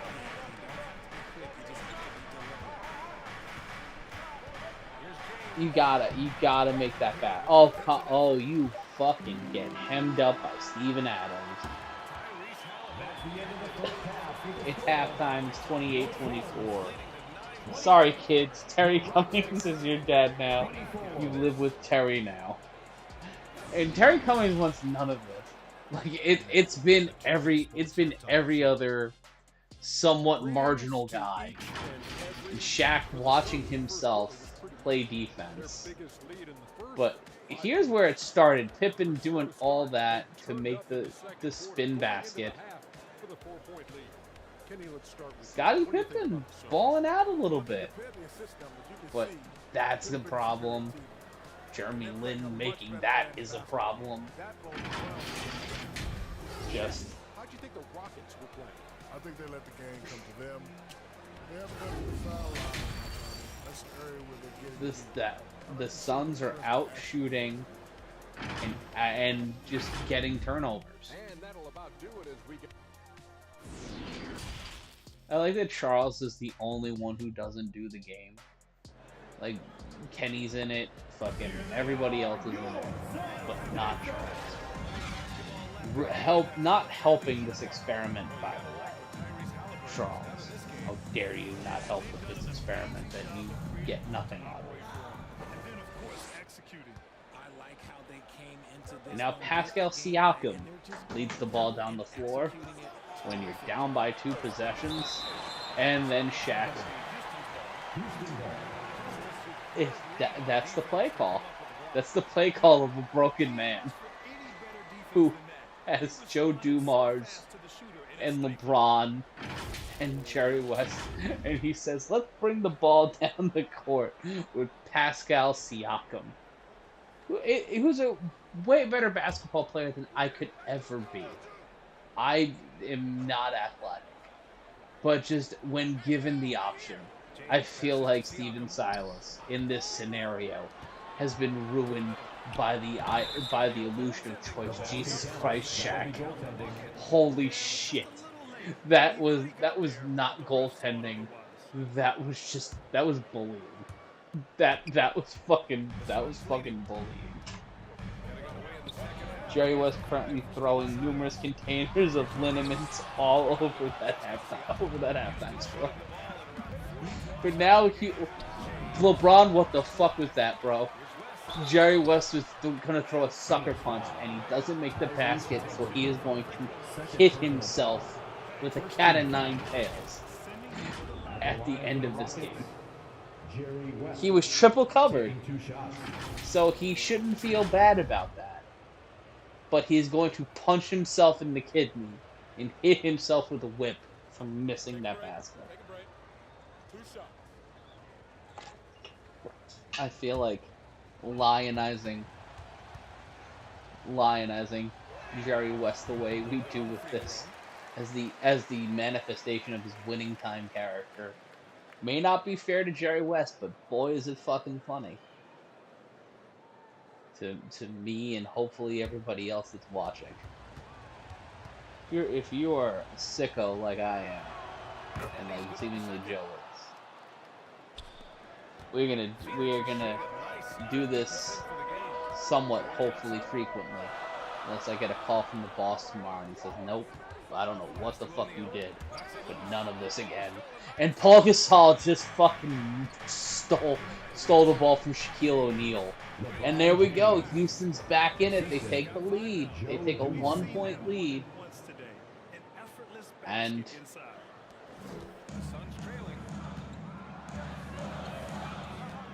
now Steven Silas can rebuild his psyche ever so slowly. Steven Silas thinking to himself, Jerry is trying to call my manhood into question. Goddamn Terry Cummings. Oh, and wow. Oh shit. Terry Cummings revealing himself here in the second half, giving up a fucking ball on a travel. And as Pascal Siakam comes out, maybe this is the 2K equivalent of saging.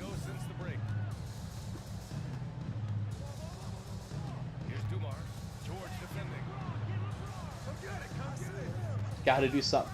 Oh, and there's a pick. Pass the fucking ball. Oh, that's depressing. That is sad.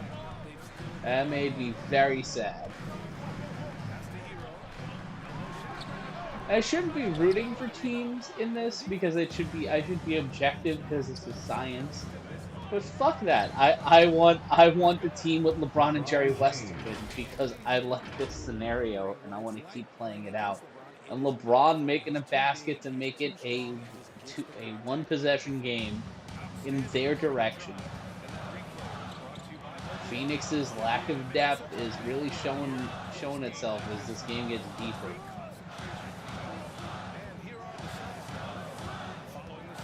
And ooh, that was pretty.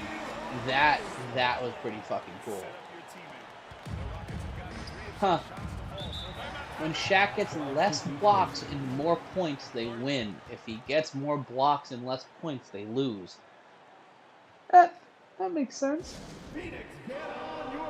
Like that makes some logical sense.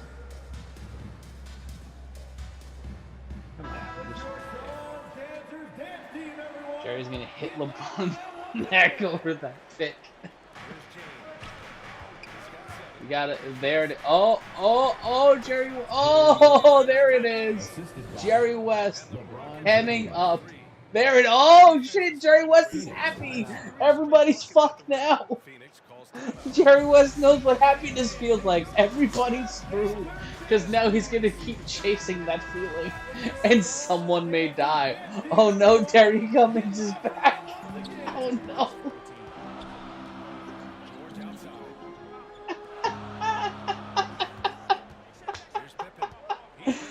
Oh, fuck my life.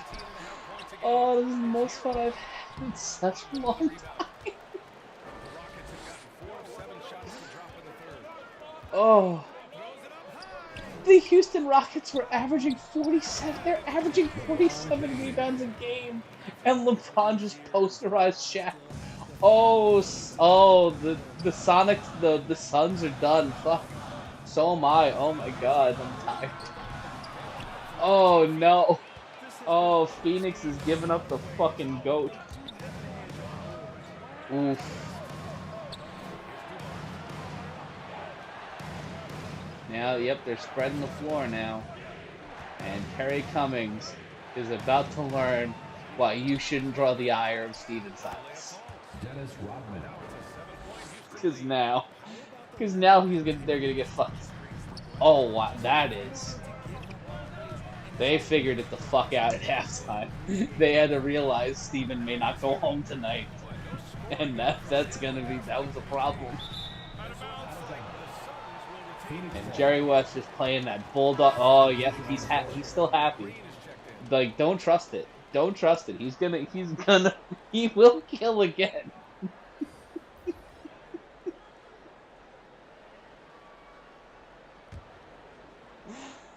Oh fuck.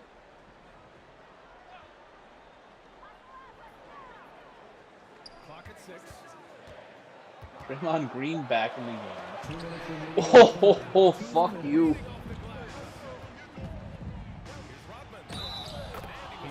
Bing bong. Oh, and Terry Cummings gets fouled. Terry Cummings fouling Rodman. Oh no. Oh no. It's Phoenix coach now. Approach for the Rockets. So both teams making some changes here. That was the blankest fucking stare I've seen in my life. Yep, he is just... the coach of the Suns is apoplectic. Just look at him there on the sidelines. Like, he's just... Well, you know... Coulda... You know, walking in with Jerry West and LeBron James, I feel like we're putting in a good effort. But goddamn it, are we getting cuffed right now? Every missed basket is just, and the coach of the Suns is, who is he arguing with? He is yelling at someone on the fucking sideline, someone on the bench. He is pissed off at either the official or someone because he was just fucking gesticulating like a madman.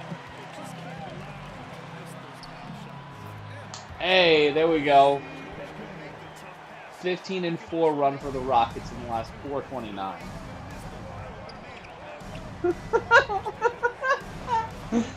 Jerry West is so happy he'll only punch one Phoenix area youth over the LeBron pick.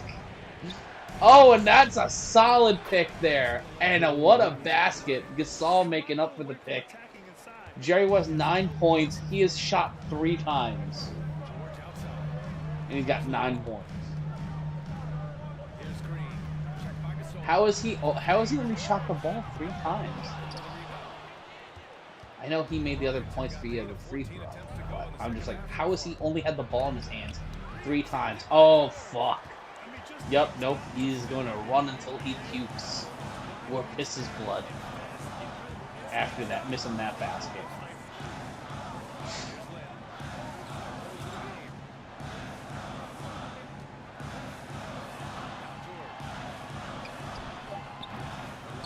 And Paul George just getting the coach of the Suns closer. Yeah, he is up now, and he is... Yep, you can see it on his face. He has lost himself. And Dennis Rodman killing it on offense is killing his will to live. And the third quarter has been antithetical to the entire first half, as Jerry West has found out what it means to be happy, and the Rockets have figured out how to score as we head to the fourth quarter. All right, let's take a look at our assist to the game presented by State Farm.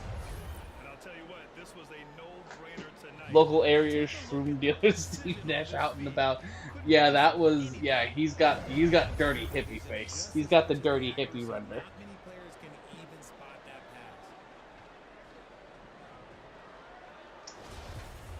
I feel like shots like that shouldn't happen in a video game, where they're completely obscuring the focus of that shot.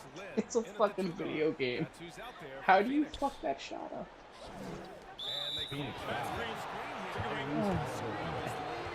An illegal screen violation. Tyrese Halliburton really fucking it up for everybody. Phoenix at one point was up by 6. Now they're down by 9. Pardon me, they're down by 11. And make that 13 now. Jerry West hate fucking the Phoenix Suns right now. Like the first half was just Houston remembering how to play basketball. It seemed like, because they shot under 40%, but now Shaq is back, and Shaq might just fuck everything up for everybody. Unless they they forgot how to play basketball, but they're still... Oh, Terry Cummings again. Just reminding people that he will ruin your life. He will make you live in a Toyota Tercel just for losing to him. With all the weapons you have, if you lose to Terry Cummings, you're living in a Tercel. Oh shit! Terry Cummings will take that one. Pascal Siakam just got fucking waylaid. Oh, shit. Just dropped his ass. Oh, fuck. It's just funny to see how they get popped.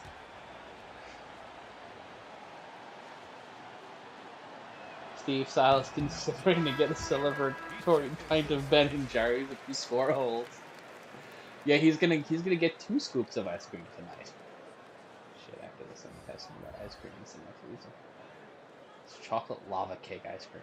Turkey Hill are fucking wizards. Like, Ben & Jerry deserve and get a lot of credit, but I do believe that we need to put more respect on Turkey Hill's name when it comes to coming up with these gigantic half-gallon ice cream tubs that are specialty flavored. Still an 8-point game. I feel like the spread would have been 8 in this game, But with the way the scores have been set, who the fuck knows? What the fuck was that? Shaq sent that ball flying. What the fuck was that? Can I get a replay of that? Timeout charge to Houston. Maximize their ability to recharge during a short break like this. Rockets call a timeout. There's the gorilla.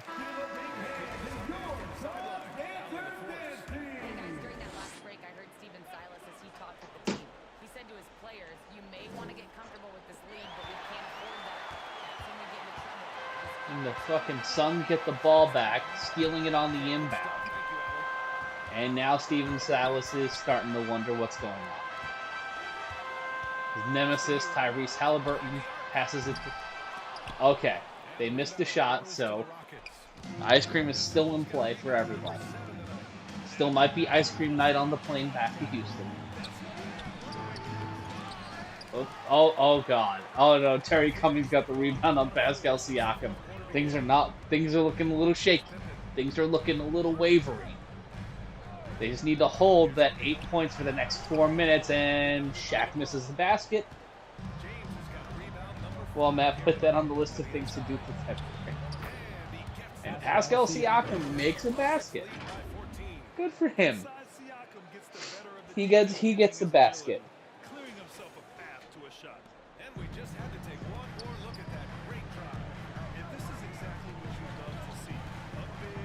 Gotta do something. Gotta do something here.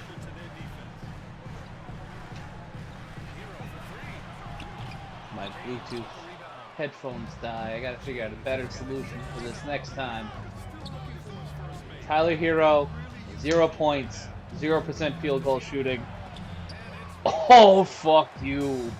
Oh, buddy. We'll be back with this, hopefully, if not tomorrow, this week. Probably not tomorrow, but John Starks just now in the game. Still 8 points. Neither team has made a basket in the last couple of seconds. And ever since it's become 48-36 over a minute and a half ago. Siakam is 1 for 5. Terry Cummings is about to infer that Steven Silas is in fact a jive turkey. Dumars with the ball. They just need to hold on for 2 minutes and 22 seconds. Pass the ball, and it's a 10-point lead now. Pardon me, it's a 14-point lead. Oh, those are dreadful numbers. The Suns call timeout. They are shooting 39% from the field. And that the coach is just, he is done with everybody. He is done every fucking person on his team. We thought it was Steven Silas, but LeBron James is your New Balance player of the game. Driving to the basket and created opportunities, and they just need to hold 14 points for 2:08. Paul George gets fouled by Dumars. Second personal foul. First team foul. Paul George only 3 points, 4 rebounds in this fucking drubbing. Houston was down bad at the half. Jerry West is about to have a great time at the Hilton bar. He's about to Ric Flair the shit out of that Hilton bar. Kamikaze's on Deckington. And misses the basket, doing everything he can to fuck up the bag. Playoff P showing that in November. And a charging foul? Wow. That's a choice for the team up 13.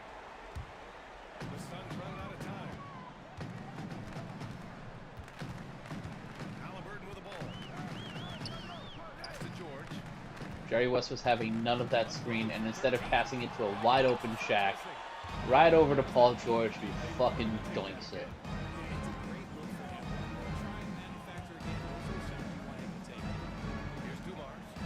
And this is another thing with the NBA middle class. Ooh. Tyrese Haliburton getting his 4th personal. Second team foul. 11 points, 4 for 6. Shooting for Houston, Jerry West. For this variation of the simulation. It tracks, and I'll switch it next time to full quarters. A round of sea breeze is courtesy of the logo. Jerry West drinking a sea breeze, just staring out into the middle distance. That's the mascot of this show. That's the logo of this show. Is just Jerry West. It's the NBA logo, but it's Jerry West drinking a sea breeze. Someone draw that. I don't know who, but someone draw that. And Shaq makes a basket. Make it 52-39. Like you gotta get the 40. You can't not get the 40.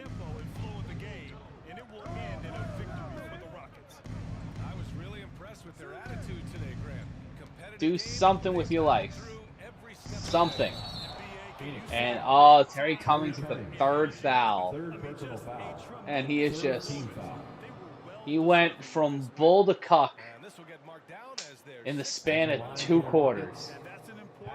The end of the first half, Steven Silas is going to leave everything to him and just go out and leave and live in his Toyota Tercel.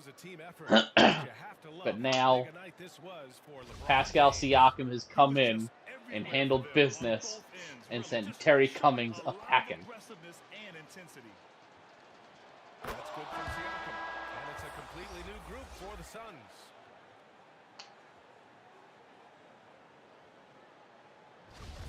Caron Butler now in the game.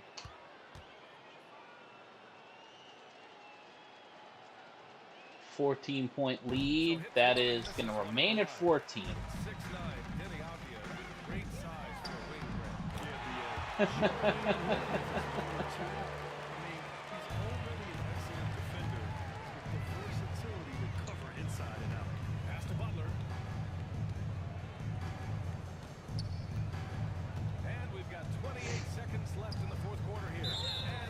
And 3-second violation.